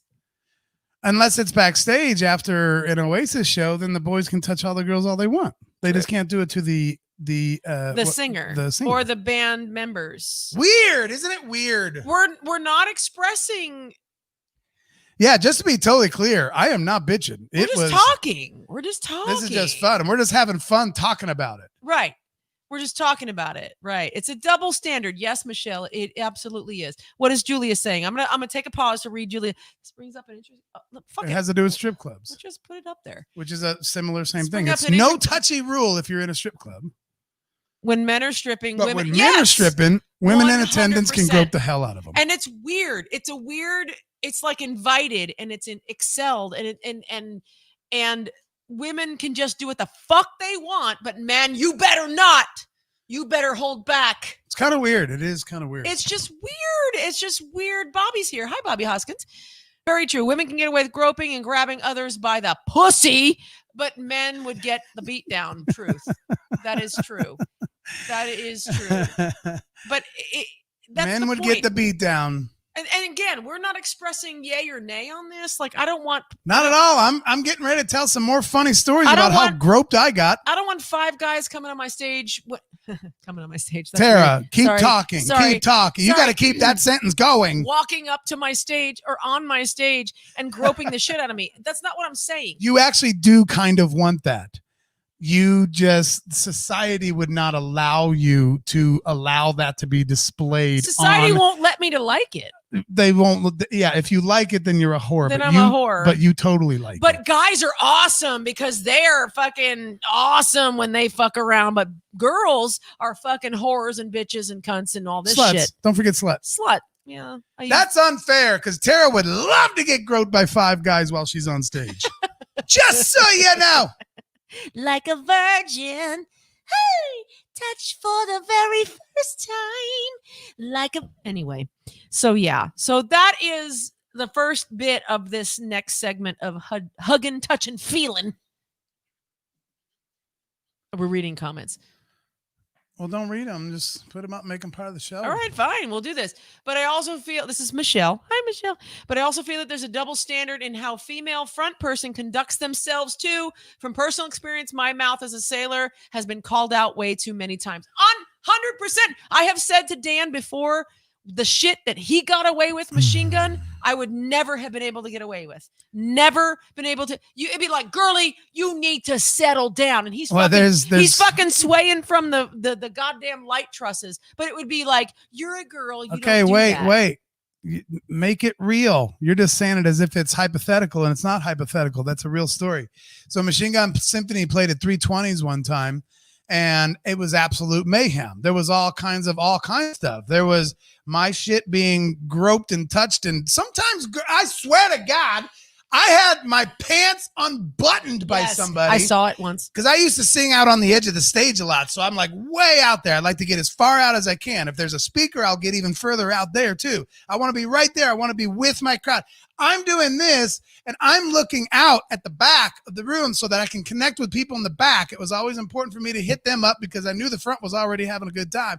I'm up here doing this, and I can feel shit up under my shit. I had scarves and stuff that sometimes hid the hands. Boink! There goes one button. I'm like, hey! Yo! Yo! Mm-hmm. I don't think we can. Give me a minute. Mm-hmm. No, I'm kidding. You're not kidding. No, I'm not kidding. That story actually really did happen. I don't think it happened at 320s on the night that I'm talking about, but it did. Like, we just did whatever, you know. we kind of did this thing. It wasn't the very next night, I don't think, but it was very close. About a week later, when Bad Habit played at 320s, same club, same management, everything. And there was a point in the show where Tara didn't do anything super crazy, but she unbuttoned. She had a button-up shirt on. It was a gold lame floppy shirt. It was cool, but it was button-up. It was totally button-up. Yes. It buttoned. Yes. Okay? That's what I said. Yes. Might have been gold lame. Don't care. It buttoned is what I'm talking about. It totally buttoned. No, yes, you're right. It was. Go ahead. So anyway, throughout the show, the buttons kind of kept coming undone. So by the time they got about halfway through the show, all of the buttons were unbuttoned, and she had a bra on, black, standard. It wasn't like something from, craziness. It was just standard black, looked like a swimsuit. And so the whole rest of the show, she's singing. Just letting my shirt. The shirt was just a little flowy, and it was just not buttoned. It's a rock show. Got fucking spanked that night. I do not run a strip club. I want musical entertainment that's got integrity. Whatever it was. We had someone say they didn't come here to see a strip show because they really? Said they didn't come here to see a strip show. Do you remember? That's what Tara her? got. Now, a week before that, you wouldn't believe the I crazy told her shit. This. Listen, I'll tell you why, and I don't know if it happened this night, but it might as well have, just to support my story. I got a hoo-ha flash at 320s. Now, I want to back up. Not boobs. A little hoop-a-doop. And she didn't just flash you. She flashed the entire crowd. It was mini skirt up and showing. But you had 500 people there. Look at my cookie. I was like, what the fuck are you doing? That happened at 320s. But when Tara's shirt got unbuttoned and she had a standard black bra on, she got spanked. And what hard. did I say? I don't know. Go ahead. What I said was, with all due respect, 2 weeks ago, you had 4 or 5 girls up here on this stage in their fucking underwear doing a show, singing songs, literally in less clothes than I had on. You're right. The hoo-ha flash was from stage. But babe, I'm not even it talking wasn't. about... No, stop. No, I know, stop, but I'm saying that happened too. You're remembering that. Okay. But no, I'm not remembering that. I'm going to say it right now. It was the Diva show. That's okay. Yeah. And that's what I was bringing up, was that you had 4 or 5 girls, professional, really good singers. Well, you keep saying you, and it wasn't me because I had nothing to do with the Diva show. I didn't. Well, you said you had 4 or 5 girls. No, you I just was said talking that. to the owner of 320s. The owner of 320s is not on here. I'm saying you said you had 3 or 4 girls. Get with me. Theoretically, I was talking to her because she took us to lunch to talk about this. That's how serious of offense it was. And I was like, oh, you had to go to special lunch to get your ass spanked. Yes. It wasn't that night. Correct. Yeah, that's right. That's right. So, Michelle, this comment is staying up here because this is fucking great. For some reason, one person bitched about my fucking shirt coming open, but the previous week, the Diva show was there and they were literally wearing lingerie on stage. 4 or 5 girls. Great singers, great show. It was great. Awesome. But that fucking shit, I said to her that, and she had nothing to say after that. But your thing, this girl... That's because your boobs are big. And so when your boobs are big, you don't get away with as much of that shit as girls wearing lingerie when their boobs aren't big. Yeah, yeah. There's all that kind of crazy. I'll never understand that shit. But back to what you said, I forgot about that. The hoo-ha, the cookie flash actually came from stage. It was one of the girls that got up and danced around me during the girls part. And she wasn't flashing the band. I was wrong about that. You reminded me. Thank you. She flashed the entire crowd. All 500 or 600 people. Yeah. Just giving them all the and because you had 500 or 600 people, you were not reprimanded. I was reprimanded because I'm female and I had probably 150. That was a joke, man. What was a joke? I'm saying that's a joke, man. You got robbed, dude. Thank you. You got mistreated. Thank you. I think we should file a lawsuit.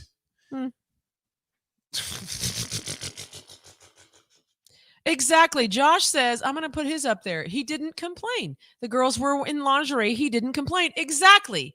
So one fucker complains about my shirt coming undone and that was offensive. Fuck off. Whoever that one person It was probably is, a girl. Fuck. It was, of course it was. It was probably a Of girl that course complained. It was wasn't a girl, guy. because her man was probably looking at me for 2 seconds or something. God damn. And that's part of this whole segment. That's part of this whole fucking Sex segment. in the scene, baby. Sex in the scene, hug and touch and feeling, and what it feels like to watch a show and you get into something and then you get criticized differently than the boys do. Oh my God, Michelle, thank you for that comment. Probably anybody on here. Moving on to flashing. Yes. Because it kind of is a good segment into the flashing Yes. thing. So there's nothing we can do about this male-female thing. I don't know. There's no way to fix it.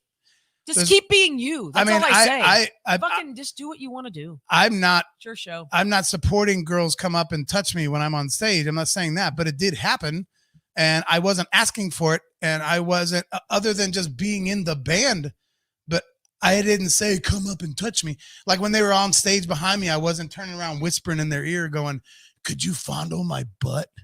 But it's a rock and roll show, so you're not about to grab their hand and say, "Stop it." I did nothing but sing. I did nothing. Are you but hearing sing. me? Yes, I never touched them. It's a hair band show, and that whole idea was that, like, you guys weren't, but the whole idea is that's a group of douchebags who wanted that. So you weren't about to tell them no. What, douchebag girls?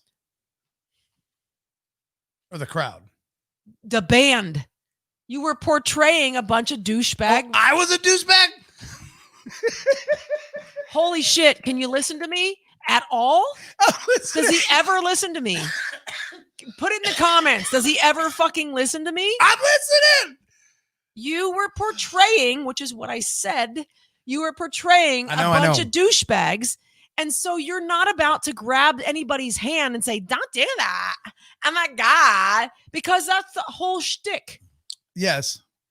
I also was making a quick joke that the girls that would get up and do that stuff were kind of douchey too. That's all I was saying. But that's not your point. It wasn't in context with what I was saying. But yeah, no, I didn't resist it. Okay. I didn't mind it. Not like I enjoyed it. I'm just saying I didn't mind it. I don't get offended very easily. I think you enjoyed it. It wasn't about something. I mean, sure, I guess I enjoyed it to an extent, but I always felt like I was that douchebag that you're talking about on stage. I never felt like it was Dan. I just felt like I was Chef Christ. And so yeah, your stage name. Even my wife at the time was at a lot of those shows. She was awesome. Yeah. She saw all this happen and never had a problem with it. She would laugh and giggle at the end of shows. Like, "Oh my gosh, that one girl that just fucking went for it. That was funny." Yes. Yeah. Like right up under the under, and all of a sudden a hand shows up to the crowd as a codpiece. Like, so like I had it's like a backhoe. It's like a fucking. Do you know what a codpiece is? Yes, I do. About a horse. Something about a horse. No. It's what ballet dancers wear to cover their shit when they're. Oh my God. Yeah, I totally do. It's like a horse. Yeah, it has to do with a horse, a codpiece. All right. You hold the show. I got to go to the bathroom. Yeah, the fucking Tonka truck would come up and just backhoe my ass. Just boop. And just have the whole damn thing right there. And my wife at the time was laughing her ass off when that shit would happen. Because that's a whole nother subject. Like, at what point do you have someone on stage that you're either married to or dating and you're actually getting pissed off that this shit is happening?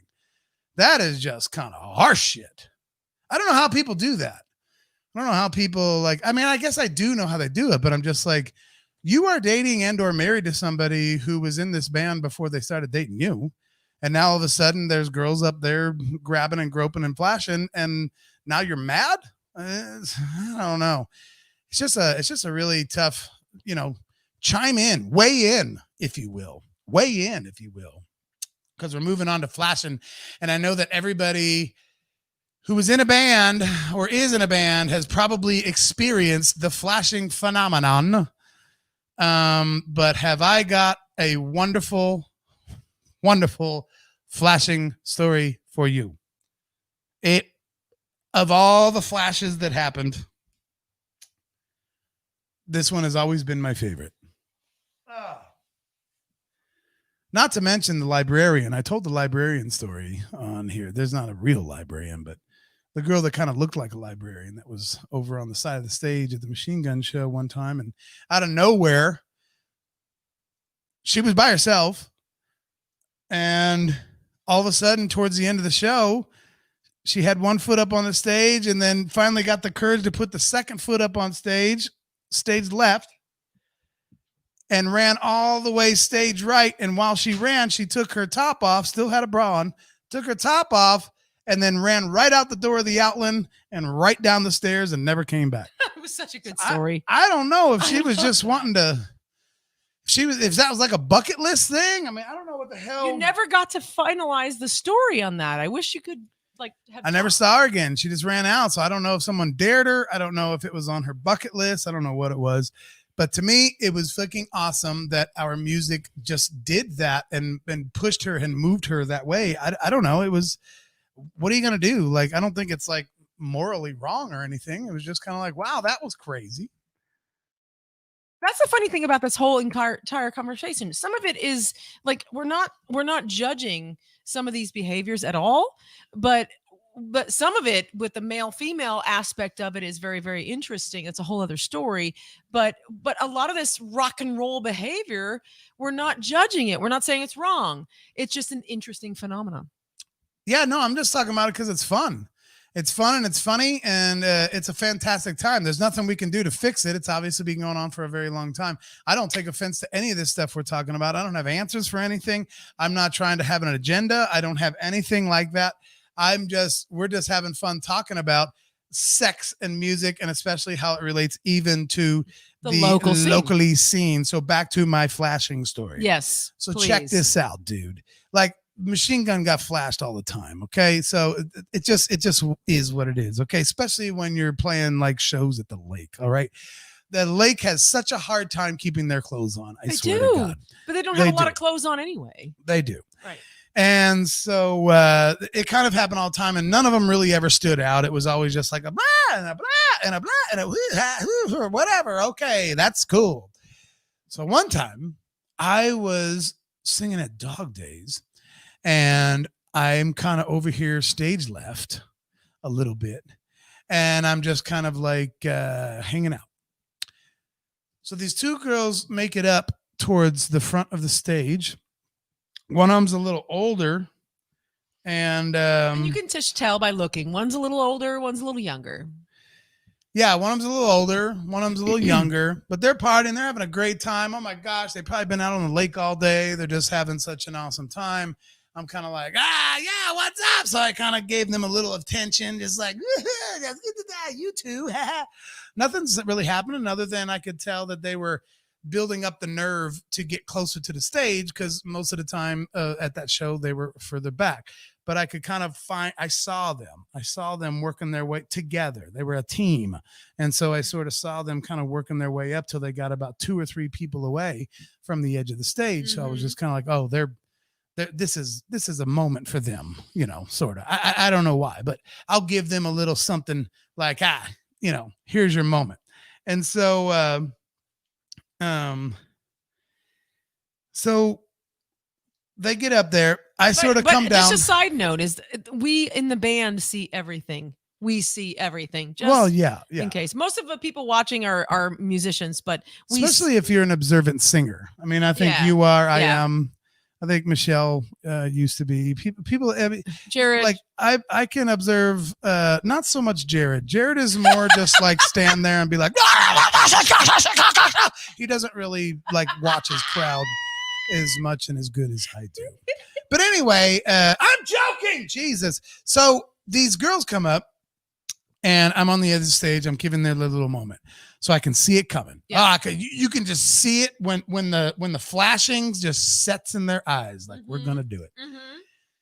So they both go for it, and they both at the exact same time. They're like, okay, you can tell they're all like bumping each other. Like, are we gonna do it? Are we really gonna do it? Are we really gonna do it? And so all of a sudden, both of them simultaneously. Woo! And I'm like 2 feet away, and I'm like, yeah, awesome. And then the older gal leans in closer off mic, and she goes, she's my daughter. And I'm like, Wow. Okay. That's when I started responding with questions like, she's your daughter? Did you guys make this decision together? He started talking California. I started talking like a Californian. It's like, I just got a mother-daughter simultaneous flash. Bam. Boom sauce. I'm taking that one to the grave, and no one's going to be able to beat it. So flashing, right? Flashing. Tell your flashing stories in the comments, and we're gonna like try to put some of this We'll stuff post together them, because yeah. I know everyone's got some like really good ones. So- Did you ever get a flashing story?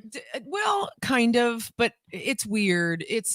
Michelle says, I mean, getting Flash as a band, male or female fronted members, kind of just comes with a territory. It's totally, because Of course. that's part of this entire conversation. Is it something about live music brings that out, and you don't get kicked out? Like if you're at a bowling tournament and you flash somebody, you're going to get kicked out. If you're watching a golf tournament, you're going to get kicked out. That's the whole phenomenon we're talking about, is the fact that that happens with music and it doesn't happen with other celebrity. Like there's all kinds of adoration for celebrity, but this kind of behavior that actually happens during the event is actually welcomed and accepted most of the time in this kind of situation. So flashing for me, yes. Even in country bands, when I was just playing in a paint by number road country band in the 90s, yes, it happened. It happened. We had a very, how shall I say this? We had a very friendly guitar player who liked to meet new friends in every town we went to. Just saying. And so on break, this particular guitar player would talk to some girls, and then at time, sometimes, not all the time, they would go to his portion of the stage and freaking flash him. So yes, it even happened in a touring cover country band. Absolutely, it sure did. Yes. Was there a particular story you're talking about? No. Do you Okay. have a story, or are you just gonna? I mean, yeah, it happened in country bands, it happened in rock bands, it happened all over in You're music. gonna We've demean already me. established that. Once again, you're going to just I'm talk not me demeaning down. you. Do you have a story? Not Chocolate syrup. No. Out of something? no. I got a mother-daughter story, bitch. You already told it. So yay, you have the better story. I don't have those. I'm a female. It's a female fronted band. I'm not going to get a whole lot of girls. But your guitar player got it. Yeah, he did. But from time and after, I did get felt up by a lesbian. Okay, that sounds like a great story. Tell it. Are you sure she was lesbian, or are you just assuming? No, I'm certain. And her name was She might have been Patsy. bi-curious. No, she was 100%. She might have been situationally bi. We played 4 sets in a bar in Joplin, and she was adorable. She brought a whole group of people, and after the second or third set, she was like, "Do you ever play gay bars?" And I was like, "We haven't, but why not, right?" We totally Well, would. because most of your band was totally homophobe. A little bit homophobe. But Because I they was were like, assholes. I don't give a shit. Whatever. It's music. It's cool. It's fun. And so her name was Patsy, and she was from Wichita, Kansas. And she kind of assaulted me when you think about it. All right, see, we got a good story going now. But it was after hours, and the show was over, but she was like, "Hey, give us a call." Whack! And she just grabbed my ass, and I'm just like, all right, well, nothing ever came of that. It's like, whatever, So that falls into an interesting category. Since she was female, I didn't get offended. Isn't that weird? That's that too. Isn't that weird? Like, since she was female, I was like, oh, that was funny. And nothing was ever thought further. But if that had been a guy who said, do you ever play whatever bar, wherever, and did that whole ass grab thing, I would have been possibly offended. Or, well, I wouldn't have, probably, because I'm cool. It's impossible to offend you, Tara. It's possible. You are the only exception. It's quite possible to offend me. You are So don't the be. only. Tara and I both do not get uptight about this shit. This is why we're talking about it, because it's fun and it's funny. Have you been? Yeah, I just. Did you get that? I thought I sent it to you already. I'm looking. I'm gonna grab it. I already put it in Airbox. All right. Anyway. So no, we're just having fun with this subject because no, we don't do the offended shit. If you want to talk about whether or not blah blah blah blah blah blah, we don't do blah blah blah blah blah blah blah. I don't do it. I don't do that. I don't have it. I have a really fun. You don't have what? That picture. It's right there. But it's on Facebook, babe. Okay, well then I'll airdrop it. Like I told you, let me get the airdrop open. Like I told you, because I don't want no. Hang on one sec. Okay. I will airdrop it right in 3, 2, 1. Bing! There it is. Okay. Yeah. Before we move on to my next story, shit. Then there went your you phone. could go ahead and show this picture. Jared was just talking a minute ago. This is exactly what we were talking about. I still don't have it. Jared just actually sent us a good photo. Example of what we've been talking about for the last 15 minutes. I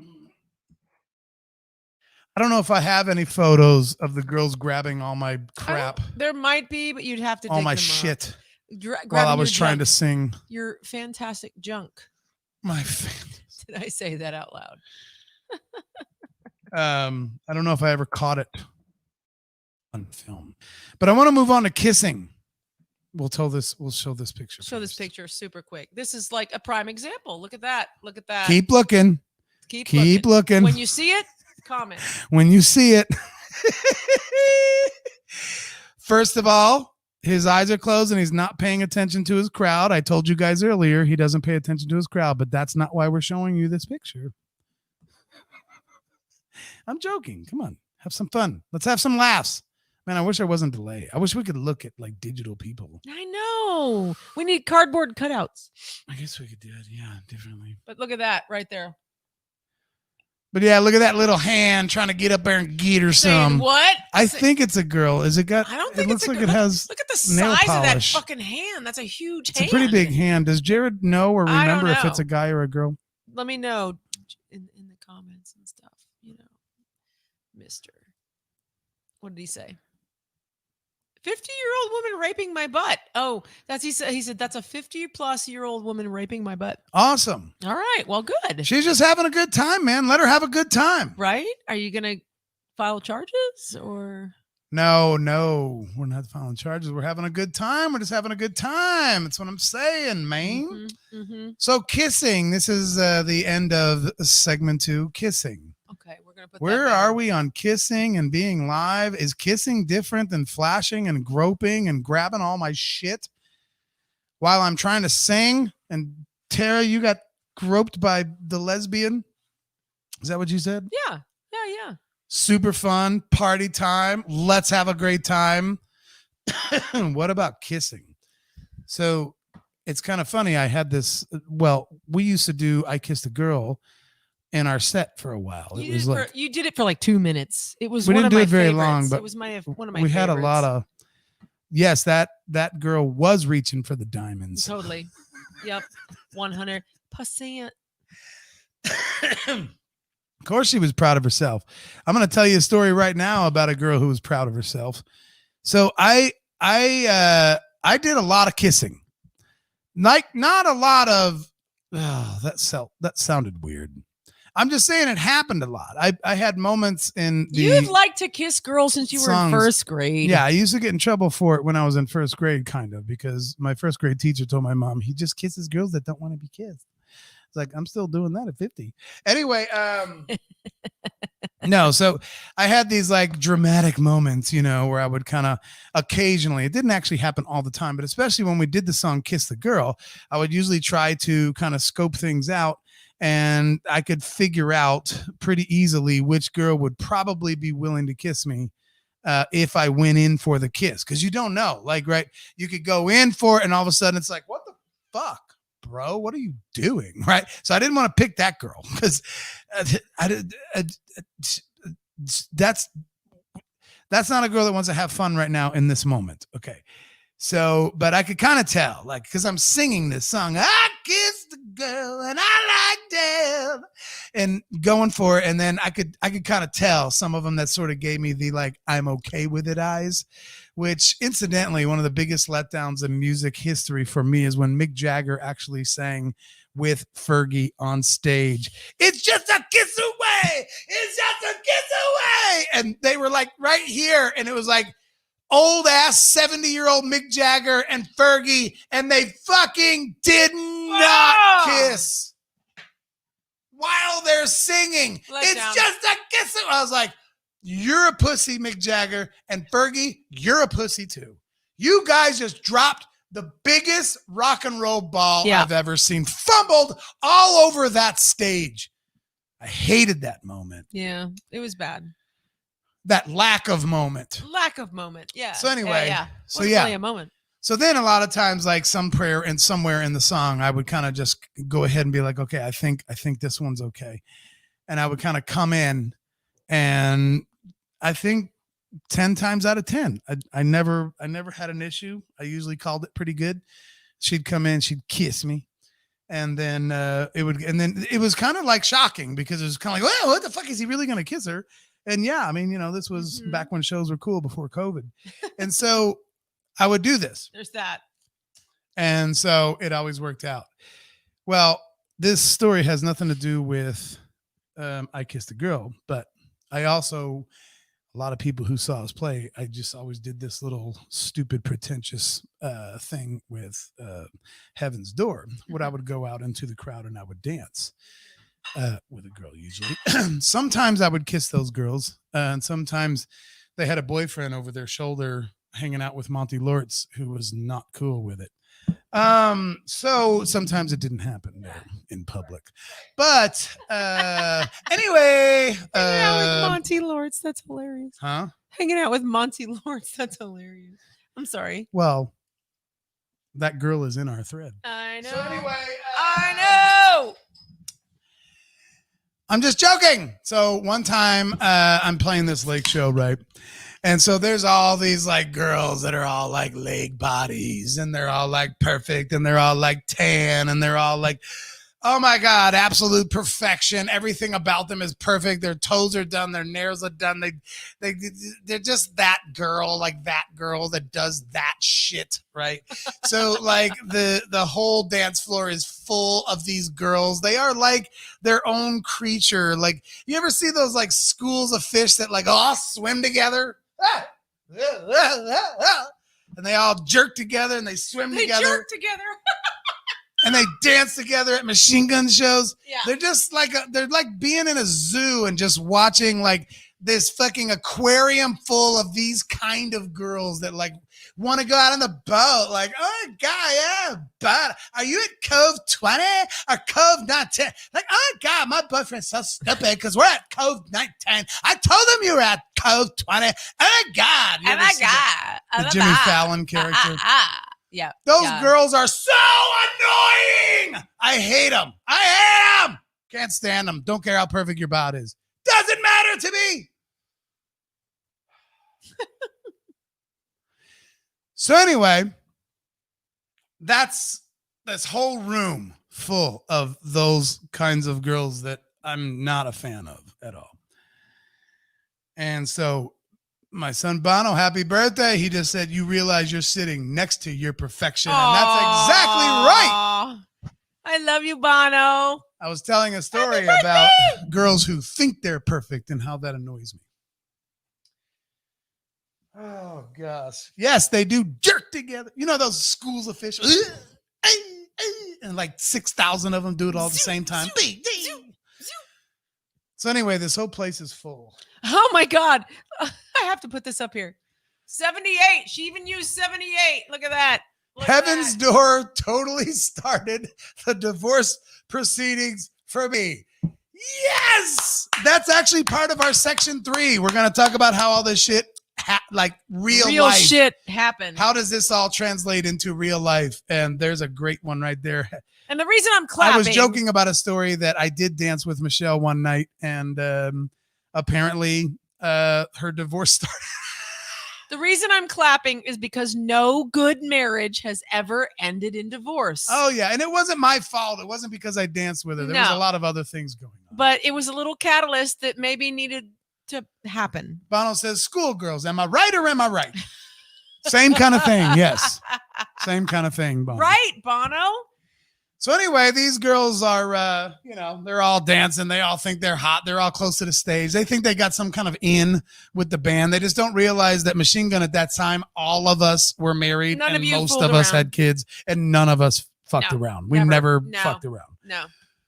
But they thought, oh my God, this band, blah, blah, blah, blah. All this you stuff. were portraying douchebags. So yes, we were, but we actually weren't in real life. Correct. And so that was the irony and the funniness of that whole entire thing. But boy, they thought they were going to get it. Oh boy, they thought they were the important ones. They just got off the $1 million boat. So they're like hot shit, right? So once again, I'm always observing my room. I see this gal in the back corner of the dance floor. She looks, now look, I'm not trying to be offensive. I'm just telling you like it is. I'm telling you like I felt. She looks like she could be pushing 80. Okay? 75 to 80, somewhere around in there. Okay?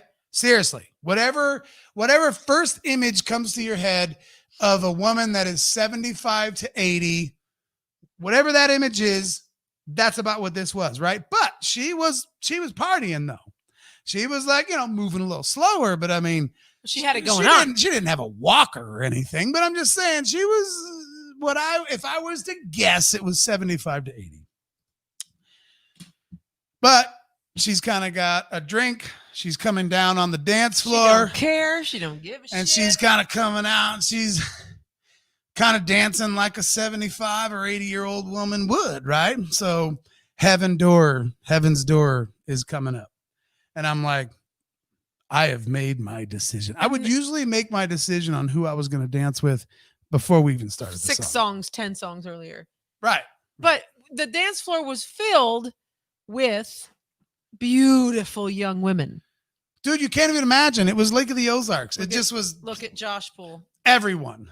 Look at this comment right here. It might have Josh, been. I've compared it to this. I have actually compared it to that. It's funny you say that. I've told this story not on the podcast, other places, and I've been like, it was, except Darlene's a bitch, right? So this lady was not a bitch. She was got you. Yeah. She was having a damn good time. You got ear problems? I'm just sweaty all over. Gotcha. And so we're playing Heaven's Door now, right? And this gal's about in the middle of the dance floor. And so as soon as we get into the breakdown, when I would usually leave the stage, and it was a short stage there at Dog Day, still is, I think. I stepped down from that stage and I start going through all these girls, and they are all like me. Like they're coming at me, and I just kind of shoulder past them. They come at me and I shoulder and pass them. They're kind of getting all butt hurt like dumb girls like this do. And I'm still working my way, and they're actually grabbing me. Some of them are sort of doing this grab thing, pull me thing. And I would pull away from them, make sure my mic cable's good because I don't sing in wireless mics. And so I'm dragging a cord through this crowd too. I got about 6 more feet to go. And they're just crawling on me, just like those damn fish that swim together. And when they get you on your feet, when you're in the fucking lake, those fish are nibbling on my legs. Anyway, I'm just like, just stop it. So I finally get him kind of cleared out, and I open it up just for this gal that looks like she's 75 or 80. She gets the biggest smile on her face. I go walking over to her, and I always chose my girl. This is so pretentious and stupid. I stole it from YouTube. So anyway, I didn't steal this move. I made this particular move up myself, but the concept of being pretentious and stupid and ignorant as a singer came from YouTube. So I would lasso whatever girl I wanted to dance with. And then the little pretentious fish girls, they thought it was funny. They were kind of like, oh yeah, this is funny. He's going to dance with her, but this is only going to take a second because he's definitely going to pick one of us because we're hot. And so I pulled this gal in close. I had her all the way around the hips, and I brought her arm in, and we both had our hands right up here by our face, and I'm just being as like intense and creepy with this gal as possible, and she's loving it, right? So I'm dancing with her to heaven's door. I'm like, yeah, this and that and that and that. Going through the knocking on, yeah. We're doing this whole thing, right? And now they've cleared away all the fish girls have sort of cleared away to give me a little space to dance with this 80-year-old woman. And I'm going for it like this. And then right towards the end of the part where I'm going to go back up on stage, I kind of pull away from her, and you could cut the tension like a knife. It's like, oh my gosh, he is not. He is not. And I had already made my mind up. And you could tell, even the band was just kind of looking like, he's not. And I came in and laid a kiss on this woman. There was tongue involved. It was the whole 9 yards. Made out with her. And I was like, oh, I made out with her right on the dance floor. Got my mic cable back. The place went ape shit. And this gal was like, you just jarred something loose, Tiger. Listen. She had a great night the rest of the night. Stayed the whole time. We even talked afterwards. It was fucking great. A great night. I love that story. That's a good kissing story. I fucking love that story. She was the boss, boy. She walked around there like a queen the rest of the night. She had the crown on the rest of the night. Oh, yeah. All them fish girls were just like, he didn't pick me. Like, you're damn right I didn't. Fish girl. She was an attractive older woman. Just let me add that. She really was. Jeremy says you're gross. I know. I loved it. You would have loved it, Jeremy. If you were there, I would have had you laughing like I've had you when you would have laughed as hard as when I slipped on nothing at your house one night and got 4 foot airborne and landed on my back and got up like nothing happened. As hard as you laughed that night, you would have been laughing that hard at this if you were at this show. It was so good. So good. I did. I stayed committed. I was even thinking to myself, like, I can't believe I'm getting ready to do this. I've never done anything like this before. It's good. She is like nursing home old looking. But it was brilliant. And I'm not saying there's anything wrong with that. Nothing at all. I was just like, but that's the whole point. Fuck these young hot bitches. I'm gonna let the queen fucking have a good night tonight. And she was dancing. Because sometimes Hey, go ahead.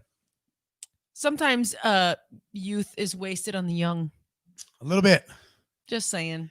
Just one thing I didn't add to the story. Go ahead.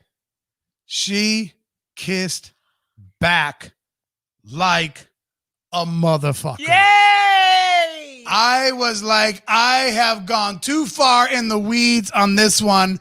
I'm going to get hurt. She grabbed my ass. She was like, you bring it, you little. She knew I was fucking with her. She's old enough and wise enough to know you weren't fucking with her. I wasn't fucking. She didn't think Not that. in a bad way. But she knew I was trying to make a spectacle out of this situation. It was very obvious. She loved it. Loved it. That the singer of this band is like going through it was obvious that I was making a show of it. She was old enough and she was wise enough to know that I was doing that. Right? She was still enjoying it, but she must have been in theater or something when she was younger because she knew exactly what I was doing. So then when I came in and I was going to be the one to give her this big kiss, it was totally like, you're not in control, little boy. And she fucking grabbed my ass. And fucking that's where the tongue came in. I didn't volunteer the tongue. She volunteered the tongue. She was like, you're gonna get it. If you're gonna come in and do this little pony trick show with me, I am going to bring the house down. And she fucking got into my shit. And I was like,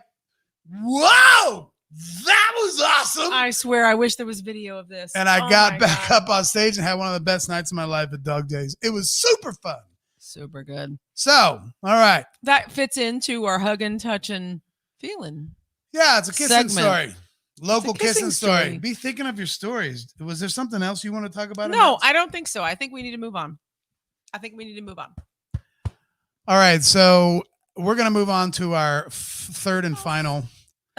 Jeremy's all green face. Gross. Anyway, our third Jeremy, and final you should try it.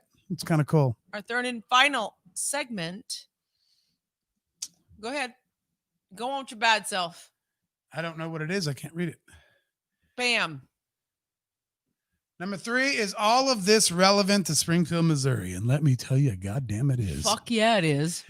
I always get weird thoughts occasionally because Machine Gun Symphony actually started in 06. And so now I'm thinking to myself, if something I did in 06 caused somebody to go home and conceive a baby, that baby would be the same age as Bono, who has a birthday today, and he turned 12. Right. Mm-hmm. Oh boy, there are 12-year-olds in Springfield, Missouri that exist because kind of loosely, indirectly, because of me in a band I was in. I don't have the old lady's number. I wish I did. But just really quick, super quick, I just want to throw what your listeners want to know is, did you take her home? No, I did not take her home. Machine Gun didn't party 1% as much as everybody thought we did. But you guys faked it really well while you were on stage. We totally did. In fact, now that I think about it, I don't think that ever happened at the end of any Machine Gun show ever. Back then, in your Nobody era. in Machine Gun ever took a bitch home and did anything like that. Yeah. Yep. There was a time we had a drummer playing for us that was single. Right. So that's different. And so sometimes he might stay later and just talk to girls. I don't really know what happened. Right. We didn't really talk about it. There was no kiss and tell. But as far as like hooking up with chicks backstage and having sex or doing anything like that, it never, ever happened in the entire history of Machine Gun Symphony. Sorry for the spoiler alert, but it's the truth. But one of your stories that I love so much that is relevant to this topic, is this relevant to Springfield, Missouri, is when there were some certain group of ladies waiting for the band over at Old Cartoons.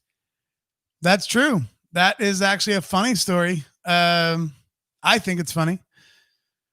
But a long time ago, when Cartoons was a little more loosey-goosey managed. You know by who. We don't have to say. We would get done with our shows and we would actually get our stuff packed up. So we were packed up. So it wasn't like we're going to leave shit overnight, but we would go ahead and get packed up. And then after getting packed up, it was like, hey, do you guys want to stick around and hang out?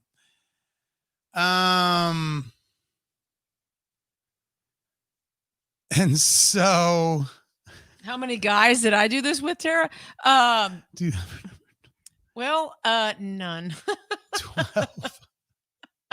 I have to say none. This was, well, I was in a different band. It was a different band, and I was with a different partner. Not him. So we'll just leave it at that. Never happened. Yeah, you never did anything like that either. No. But anyway, and we it were at wasn't our Cartoons. shtick anyway. So the story that pertains to exactly the topic is this whole idea relative to Springfield, Missouri. You're damn right it is. It is relative, and Here's that's a why I don't great even know if I story. need to tell that other story. Why is that relevant to Springfield? Or is it? It is, because it happened here in Springfield, and everybody thought you guys were rock stars. That's the whole. We were rock stars. We just weren't fucking anybody. Exactly, but that's the point. Is these girls were under the assumption at the end of the night that they were going to hook up with you guys, and you guys were just drinking and having a good time and wanting to go to Steak and Shake because you're all married, and like it was a persona. You guys portrayed a persona. But that's the whole point of this, is that your music, your performance as a group brought out this thought in these ladies. It did. But and they were sorely let down. Yes. We had these girls wait around for us for hours. And then the owner of the place was like, I assume those girls are with you, right? Like, and no. It's like 4 a.m. and we're like, no, we don't have any idea who they are. And he's like, I thought they were with you. And I was like, no, they're not with us at all. There's a whole table full of them. He's like, then why are they here? I was like, I don't have any damn idea. I thought they were your friends. He's like, no, they're not my friends. I thought they were with you. And I was like, nah, they're not with us at all. So he went right over to him. He's like, girls, if you're waiting on the band, they're all fucking married. None of you are getting fucked. And they were pissed. They were pissed. Packing their purses, getting their glasses and their purses, all pissed off. It went storming out, cussing at us while they were stormed out of cartoons. It was weird. It was weird. Fuckers. They like walked by us. Fuckers. Like, yeah, it what was the weird. Fuck? And there you go. There's part of the whole idea. No, it is part of this it. entire reason we're talking about this tonight. Right, but taking it another step further, the reason, another thing I was wanting to talk about it being relevant to Springfield is how many real relationships are actually out there as a result of this sexual energy that happens in rock and roll or in any kind of music like that. Are there marriages now in Springfield that happened at Machine Gun shows? Right. Yes, you're damn right there. Yep. I know there is. I was actually asked to come back and play their wedding because they're like, we met at a Machine Gun show. I'm like, that's weird. Yep. Especially when they're still married and having kids now. So, I actually played a wedding at Cartoons of a couple who met during one of the Bad Habit shows. We played their wedding, and then we also played their divorce party. well, that's cool. Like a year and a half later, it was like, hey, we're splitting up, but it's great. It wasn't really an organized, but we played there. And so this couple came back in and was like, hey, you guys, yeah, we're fucking getting divorced. And so real relationships. God, I can't talk. I sound like you.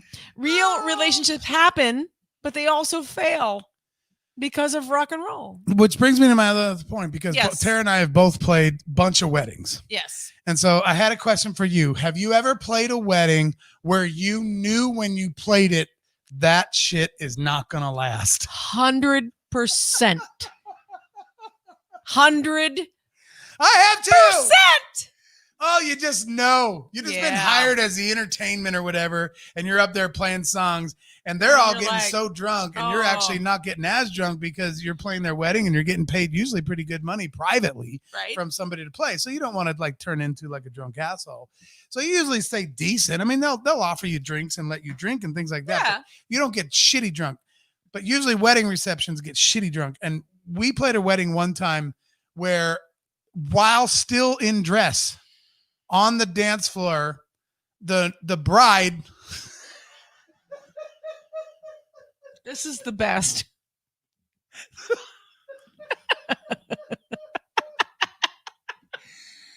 Oh my God. The bride is just grinding on the best man. Just, boy, that is going for it. Boy, that just lost themselves. They didn't know they were at their wedding. They were just at her wedding, not his. Her own wedding. The groom was like still talking to Grandpa in the hallway of the hotel, and he's just going to put that, just going all the way to the floor and back down, and they get kissing, and they start making out. I'm like, yeah, I don't think this wedding.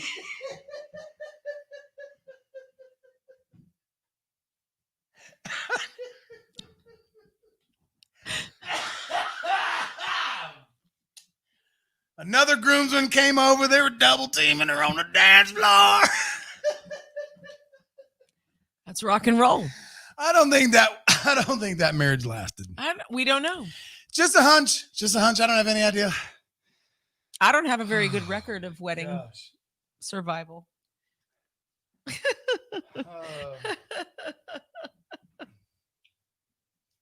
Oh, yeah. Another thing that's happened in real life. This is a little bit more real life than just like playing music and Jared, this has not been told. This has not been told. You keep telling us what's been told on this show. We don't give a fuck what we've told before. This is a show in itself because we have episodes like 14 episodes ago. Right on. So, you know what? This has not been told. I did tell that story, though, and that was a story that Mark LeBrock lost his balance on top of that speaker stack. That's true. And almost died. He was there. That was the wedding. I don't know if I told the detail about how much she would do the grind. Anyway. But we're putting all of our sexy stories into one episode. So that's the now point you can of come this. back and listen to all of these together so you don't have to go searching through. Right. Episode number 33. I know, Jared. We love you too, buddy.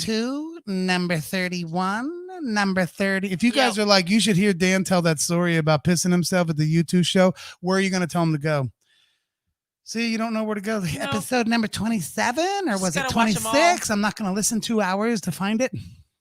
So we might recap a few stories. So we're recapping for our sexy show. Tara and I have both. Nope, not me. Not me. Not you, but in your But band. a member of my band Right. have both been hit up to have threesomes in separate bands. I was in Machine Gun, but it wasn't actually me. It was another guy in the band. And then Tara has directly been hit up by couples to go have threesomes after the show. Yep. That's real life. This happens. Look, I wrote it down. How does this matter in real life? You can read it. There are actual kids out there that exist because of our shows, and people get a little loopy and go home and conceive children. Hey, look, Jared's There's in people shook. that have been married. He's in shook because of these shows. There are people who have been divorced.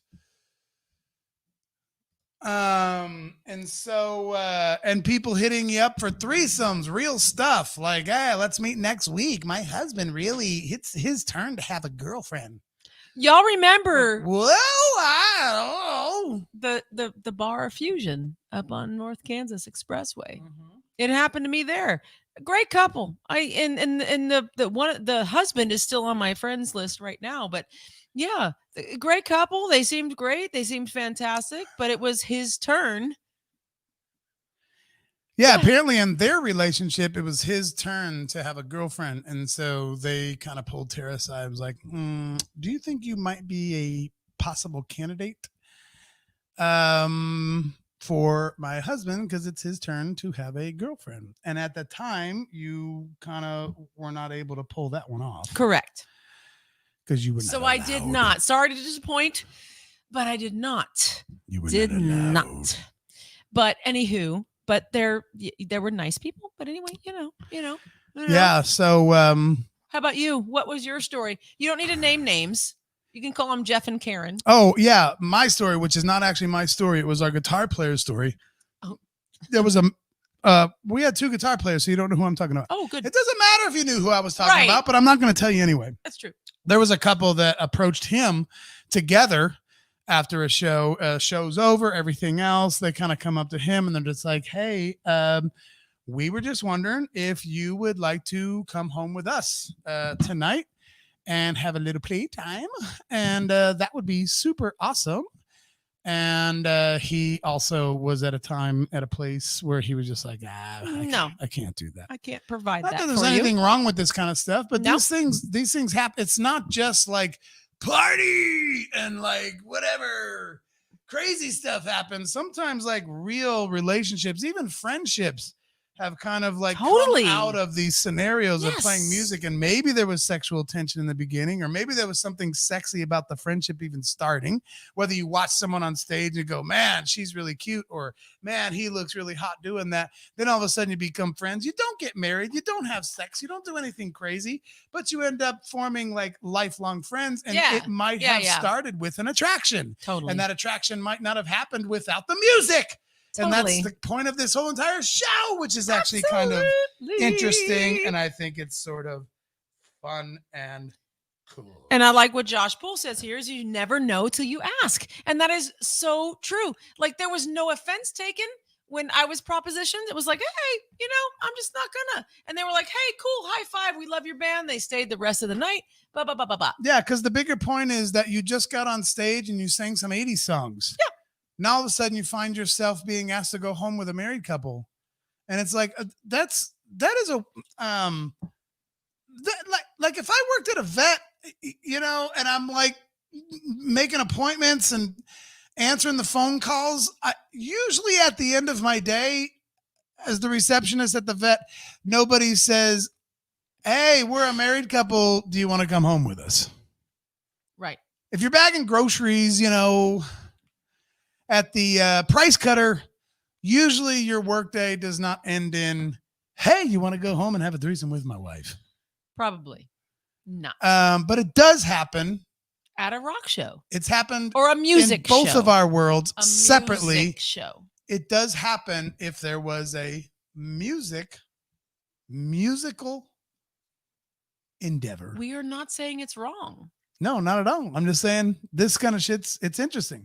It's amazing how much of this like sexual tension and sexual energy and things that are sexy are so like go together with the entire concept of music, rock and roll, country, pop, it doesn't matter. Music, just live music, the concert music. Think of your stories. We might come hit you on the street and we ask might you for hit your you on the stories. street. Or we might call you on the phone and have you tell us some of your funny stories. Tell some of the funny ones.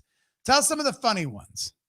I mean, they're all kind of funny to me because it's just like, that was funny. But you know what I'm saying? Yeah. Because we'd like to hear more, because I know all you people who have played music, I know you've probably got some really hilarious and whatever entertaining stories about, I don't know, your band and the crazy sexual things that happened when you're in a band for some weird reason. Like, ever since I've been out of Machine Gun Symphony, I have not been flat. Maybe I have, but that's not the point. That's something different. You didn't say anything. You haven't been flat? What does that mean? I was going to say flashed, but... Flashed. Okay, then you need to follow through. I said flat. No, we didn't hear it. Flash. Okay, but that's not true. It's absolutely not true. It's actually not true, but it's just my residual. Mm-hmm. It's my rock star residual that still makes it happen. So anyway. Michelle has witnessed the best of both worlds, relationships coming to their demise and relationships spawning real love at shows. 100%. Yes, Michelle. For all these years we've played music, believe us, all of us, there's a lot of musicians that are watching right now. We have seen real love happen, and we've seen, I don't know, countless wedding proposals that never I should end the show with my Michelle McBride story. Should you? Yeah. Not with what we have. No, we're going to end with that, but I can try to quickly end this show, this entire idea. Interesting that Michelle's here, because it falls right into the whole reason why I even know her. And the whole thing too, like when she said that her divorce got started the night I danced with her on Heaven's Door at Tier 3 is actually true. I was not the cause of her divorce at all, by the way. It was already in the works. I mean, you could tell it was coming. Right. But apparently I sent it over the edge perhaps somehow. it was a good catalyst. But that's not what I'm talking about. Because you're where you're at now. Everything we're talking about, this sex in the scene and how those kinds of things happen. I saw a poster of Michelle that I thought was like the most beautiful girl I'd ever seen in my life. Do you have it? No, you don't have it. I don't. So anyway, and it was at Cartoons, and I was just like, wow, she's so pretty. And I had never met her before. And so I was even talking to the guy who was kind of booking and promoting a lot of the shows there. And he's like, oh yeah, Michelle, like, she's a buddy of mine. I was like, oh my gosh, like, you're buddies with her? Like, oh my gosh, so great, because her poster just looks so awesome. Are you going to try to find it? I don't know if you're going to be able to. You keep talking. So anyway, that was kind of my, like, I never met her. I didn't know her from Adam. I was just kind of like, wow, okay, man, I would love to come meet her because she is really beautiful. So she was coming, whatever that particular poster was promoting, she's coming to Cartoons. I'm like, well, I'm gonna get up there early and just kind of hang out. Maybe they'll be sound checking or hanging out, or I don't know, something. I just got to meet her. And I was kind of friends with, the guy that was putting on the show and all these kinds of things. So anyway, I'm just like, cool. So I'm gonna go up there. So you could tell somebody had pulled up in the back, and you could tell there was like the door opening and closing, and people were loading in gear and stuff. Right, like, right. Shit, I bet that's her band, because I didn't know. Maybe she's not there. I don't know, whatever. So I go back there, and sure enough, the band's all setting up stuff on the thing, and we're all hanging out. And there is this girl there, but it's not the girl in the poster. It was just some other girl that was hanging out back there. So I go back there. This girl that I met had this old cowboy hat on. It was a ball cap. It was a ball cap. It was Yeah. a ball cap. Yeah. That was a mistake. Had a little ball cap on, was all frayed up, and jeans were all torn up. She's smoking a cigarette and doing some drinking, and we just start hanging and a cussing and a laughing. We're having a good time, right? I'm like, this girl's cool. I'm like, fuck that girl in that poster. Like, I don't even want to meet that girl anymore, because this girl is awesome. And we just hit it off. We were just like total friends. Like, we understood each other's humor and everything else, and it was all great. And it all started because I just wanted to go see that girl that was in that poster. Well, the little piss and vinegar girl that I met at Soundcheck was that girl. That actually was her. And I'm like, what? Wait a minute. I'm like going back to my buddy, just like, man, there's a girl out there. It's like, she's super cool, man. I just love her. She's great. He's like, yeah, that's Michelle. I was like, no, I don't think you know what I'm talking about. It's a girl over there in the hat. It's like, no, this is a different girl. Not that she looked ugly. She didn't look ugly. She just didn't look like the poster. So I was just like, oh my God, you're right. That is her. And we are still friends to this day, and we freaking love. She herself is saying you were expecting Amy Grant. Yeah, I was expecting like the perfect Amy Grant based off of this. Like, yeah. So that was something that started out with like, yes, I was attracted to this poster, and I did end up meeting her. And then, very long story short, that was like fucking 10 years ago now, somewhere around there. Yeah, it was a long time. We are still good friends with her and her wonderful husband, and we hang out with them all the time. You can go to Boot Jeep and watch us shoot guns together. It's Boot super Jeep fun. on YouTube. Please go check it out. It's and awesome. That's a real life story. Fun. When we were talking about this last segment being real life, that's a real life story where all that same kind of like, energy kind of plays into real relationships, real marriages, real divorces, real offers to go have threesomes, and children that are probably in COVID school right now because their parents came to a machine gun show 12 years ago. And that is weird. That is weird. I'll be honest with you. COVID school is so stupid. But so anyway, one more thing. Oh, we got one more thing. One more thing is the cue to the end of our show.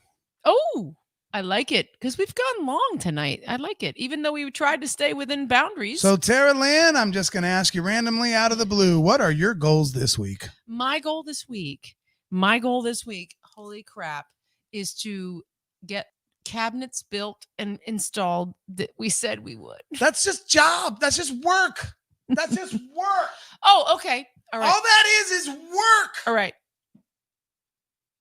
Is it work to say that I want to design our new Unsung Screamers logo? Oh, if you're going to lay it down, we got a show next week. You better make sure you have that logo. Are you sure you're ready to do the logo? Are we doing the logo now? Are we actually rebranding now? Or are we waiting until later after we announce our really, really big news that we kind of discussed this week? And we can't say anything to you guys about it, but we have some big changes and some big different things planned for the Unsung Screamers coming soon. In October. But you do need to get up off your ass and get your logo designed. Get up off my ass.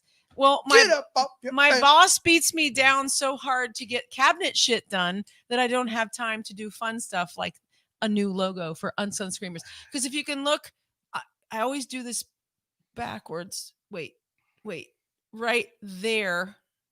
That logo right there. See that? That's just a bullshit temporary thing.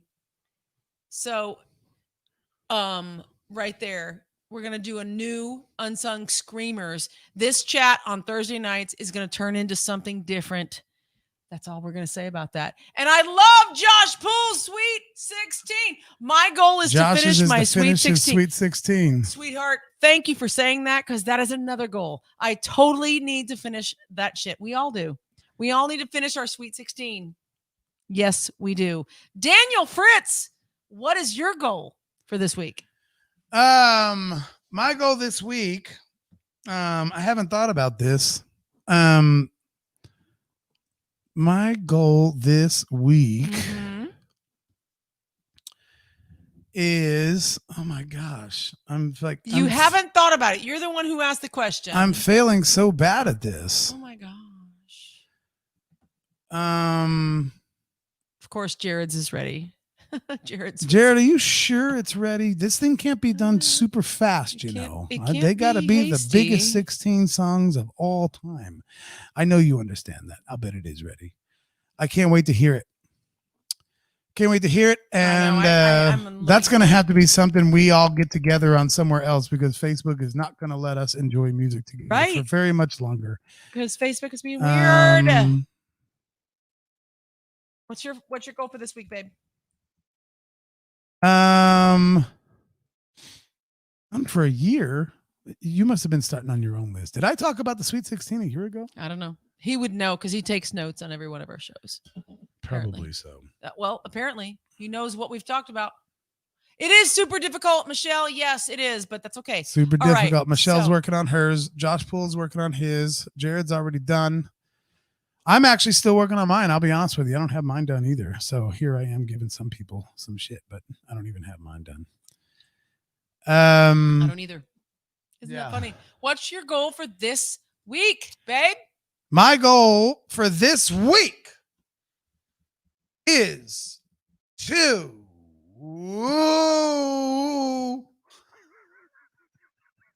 Holy shit. Is there supposed to be a drum roll? Because no, I just haven't thought of a goal. Give me a goal. You a goal?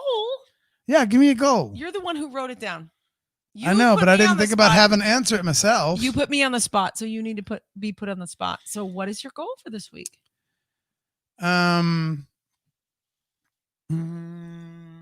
First of all, when does the week end? I think when we say we're setting a goal, it's from Thursday to Thursday. Okay, because fair we enough. do the show. So before next Thursday, what is your goal? My goal is to clean out my inbox for email. You got like 15,000 emails. No, not that many, but I am up to about 950, and it's annoying. And none of them are relevant, so I just had to. But I still got to go through them just in case something relevant came through. Well, I'm going to get my email inbox number notification down to 0. And I'm also going to hang out with my son. Bono with his fancy fonts. He's using like fancy fonts. Happy birthday, buddy. One of my goals is to hang out with my son. Side note, Bono, if you just joined us, we gave you a huge birthday shout out at the beginning of the show. So you might go showed back pictures and everything. Yeah. So he's been with us for a little while, but I don't know if he was with us. No, I don't think he was beginning. here in the beginning. So no, in the very just beginning, so you know. yeah. So happy birthday, buddy. Yay. And Jared's goal is to pick a day for you. No, he said that should be my goal. And I do need to do that. I'm gonna get with Jared on that. Kimberly's almost done with her Sweet 16. Yay. I'm so happy you guys are working on your Sweet 16. This is so great. I need to start working on a way that we can all connect together and share this because Facebook is not going to be the place to do it. No. So all you can do is name songs. So it's like. So we're going to have to figure that out. If any of you guys know some good programmers that could build a app for us somehow, that would be cool because I don't know anything about computers, but inexpensive. I think even if we start our own app right here in Springfield, Missouri about the Sweet 16, inexpensive. I think we could get another social site going that would be fucking cool. We can kind of pair up somehow with Spotify so we don't have to deal with the songs, just play them right off of Spotify, but you can still put them in the list, but you have to do the intros. Yes. I know all you guys are struggling with the song itself. Like it's hard to actually pick 16, but think about this. You still have to explain every single song. Mm-hmm. It's that one. It's the profile. I know, but it's just get it. We'll end the show with that. Oh, okay. All right. I was going to say, I want the poster though. No, that's it. That's it. It just doesn't have letters on it. All right. You're not going to find an actual real poster. Keep talking. This is not good for air. Go. This is fine for air. Is it? Yelling at you is something everyone loves for me to do. No, I know. I'm just joking. Anyway. Not really. No, it's funny. Happy birthday to my amazing son, Bono. That's right. And thank you for sticking around. And thank you for working on your Sweet 16. And like I was in the middle of saying, you do still have to actually explain. You got to actually talk and explain. You got to talk about why those songs actually made it to your list. Yes. And before we go, I'm going to show you the photo of the girl that I fell in love with while sitting at the bar and later met and didn't love her so much as I liked her. So now we're actually really good friends. There she is. Because she's a pain in the ass. Look at that. Look at that. How could you see that hanging on the wall and not be like, I'd like to meet her? Come on. What's funny is that's not the picture that I saw. That is the one it's the exact one I was talking about. Right. That is the exact identical one that was on the poster that I'm talking about. All right. That's Michelle. You keep getting it confused with a different poster. You're talking about the Chet Smith photo. Yes. No, I'm not talking about the Chet Smith photo. I'm talking about a different one. I'll have to find it and post it some other day. Well, that right there was hanging on the the wall of cartoons while I used to day drink. So the more beers I had, the more I was like, oh my God. And then I met her and she didn't look nothing like that. Oh, well, she did when the show came around. But now we're best buds, man, and we're good friends, and She's it's awesome. And I'm so glad that happened. And that's where real life gets affected by all this crazy stuff we're talking about on this show that we need to end right now. No, we got to close. We have one more thing, a question for you to ponder. No, this is a question for you that you have to answer. Oh, I have to answer. You have to answer it, and don't ask it back. I don't want it asked back like goals. Okay. I want you to answer, and that's the way this is going to end. Hover the button over the end podcast. Hover it. Come on, Tara, hover it. I can't. Please hover. Hover the mouse right over the end podcast, broadcast, whatever it's called. This is the way it's going to end. I hovered over this. This over what? This. No, you don't. Yes, I do. Why? Shut up. Just ask me the question. No, because that's not the way I want to end. Just forget it. I don't want to ask the question. It's the way I want to end. I'm sick of it. You know what? I am divorcing you so fast tomorrow. It's unbelievable. Because you just don't do things the way I want them done. Well, because you're the spoiled brat who gets anything he wants. I'm just kidding. Go ahead and put it up. Hang on. I'm going to wait. Okay. It's a joke, people. It's a joke. All right. I'll put this up right now. Thanks for watching, everybody. Yeah, feel free to figure out how to go and support us. There's all the stuff right there. It's right so there. As we close, Tara Lynn. Yes. If you were a bird, would you purposefully try to poop on humans? It would absolutely depend upon who the human was. No. If you were a bird, you probably wouldn't have that much reasoning. Because I have a tiny You probably brain. wouldn't be the kind of bird that could be like, well, it kind of depends on who he is. I don't know. This guy's kind of acting like a douchebag right now. Just as a bird, do you think you would have the wherewithal to be like, I'm going to shit on humans or I'm not going to shit on humans? What kind of bird would you be? I'd totally be a pigeon. Would you shit on humans? Yep. We'll see you guys. See you next week. Bye, everybody.